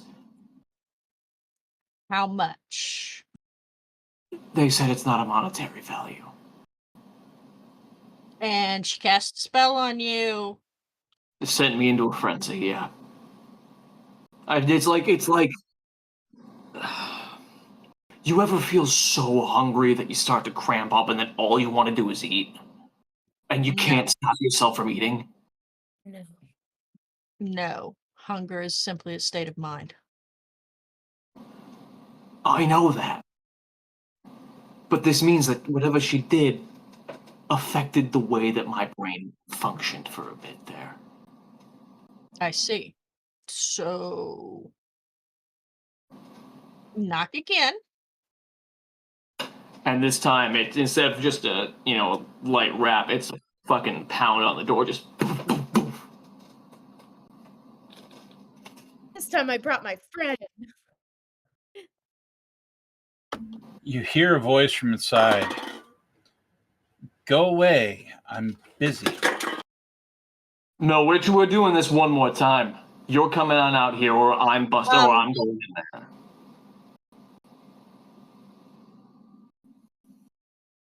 I'm gonna pick the lock. Is it locked? I'm gonna try the door handle. Is the door handle locked? The door handle is locked.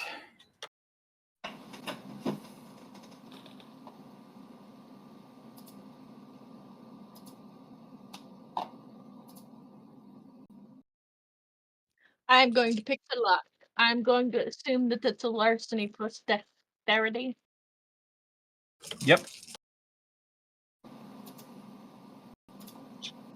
Uh, 1, 2, 3 successes. You picked the lock. Pick the lock, open the door. Is there chain? No. I picked the lock and opened the door. Now the lock is like hefty. It's an inch thick and 2 inches tall, but it's just a standard lock. Mistake number 2. And Victor is going to push his way in.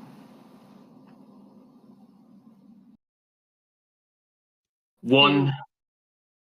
Did Victor describe to Kimberly the woman who cast the spell? Yes. Does Kimberly see the woman who cast the spell? No. Okay. It's the entryway to a home. Lead the way.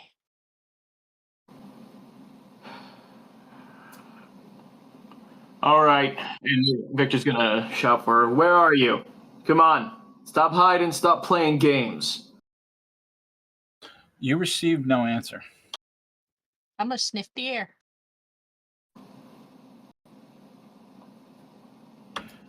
You sniff the air, and there is the unmistakable tang of iron. It's thick.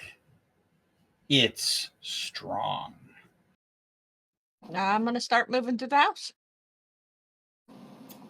As you move through the house, you find that the smell is coming from downstairs. There's a basement.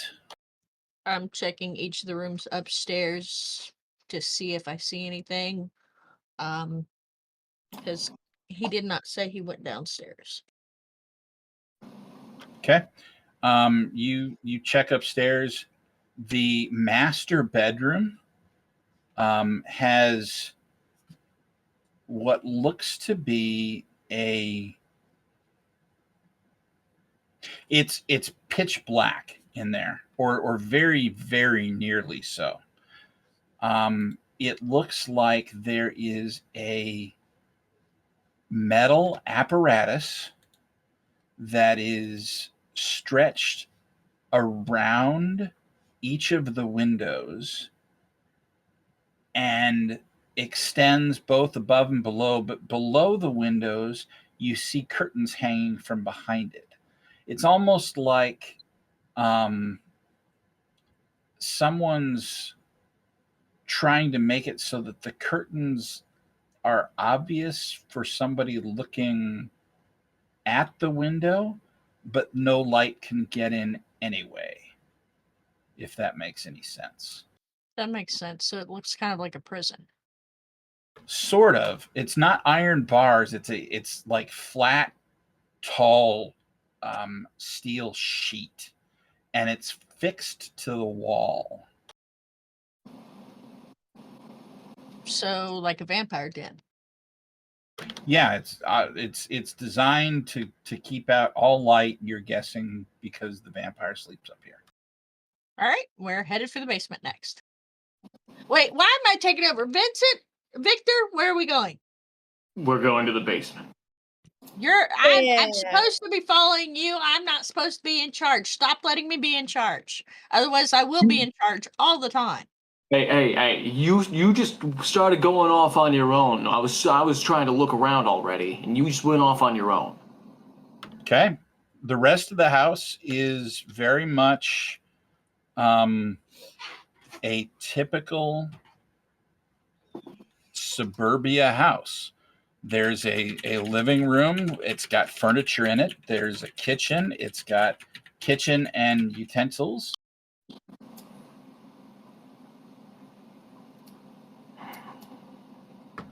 And downstairs. Yeah, Victor's gonna kind of poke his head in. No, Victor's going to check the basement door because some basements have locks on them. Basement door's open. Victor's going to start slowly walking down into the basement. I told you to run back to your masters and tell them I would pay them when I was done. And before she can even finish talking, Victor just shouts, "Kim, here!" I'm on her.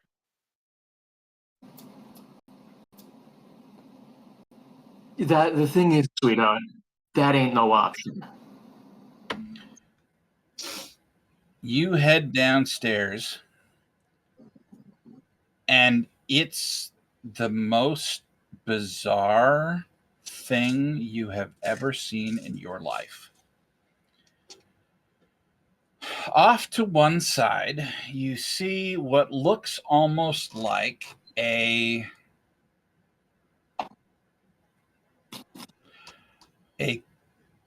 college chemistry lab workbench. There's beakers and Bunsen burners and all that kind of crap, right?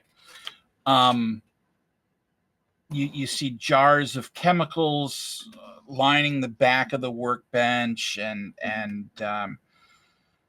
there's a pair of goggles and a white lab coat hanging up and all that kind of stuff. Okay. Right next to that, there is what looks like a mud or maybe a clay, a very crudely formed clay, if it is, small pool. Above the pool, hanging from shoulders and ankles, is a body that you do not recognize. It has been cut open and bled into the pool. The woman, Sarah Tully, as you come down the stairs, turns to look at you, and something, you've never seen anything like this, something bubbles up out of this pool. It's very obviously blood, but it's more of a lump, a column, something, a tall domed thing, and it lashes out with one arm and slams you against the wall, Victor. And you hear her say, "I said I will pay them when it's done." And that is where we will end our session today. Now, You bastard! Now, we at Angel Citadel are going to take this broadcast on a bit of a hiatus. No, we've got you some can't things. We've got some things going on in our lives, and we want to make sure everybody's home for the holidays and able to hang out with their loved ones and do whatever they want to do. So we will be back in the new year, probably sometime in the middle of January, after everything calms down for everybody. Everybody's come out of their Christmas food coma and has made their way out of all the wrapping paper mounds that they've created, and we'll see you back then. This is ending just like a season finale here. So it is ending just like a season finale. It's almost like I thought of that. You, gotta bite you.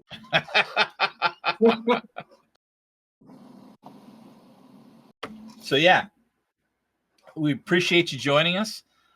We hope you've enjoyed it. I know we have. And we will see you in the new year back in Miami where the sun is shining, except when it's night. And then it's a whole other kind of hot. Until then, happy gaming. Happy gaming. yeah, bye.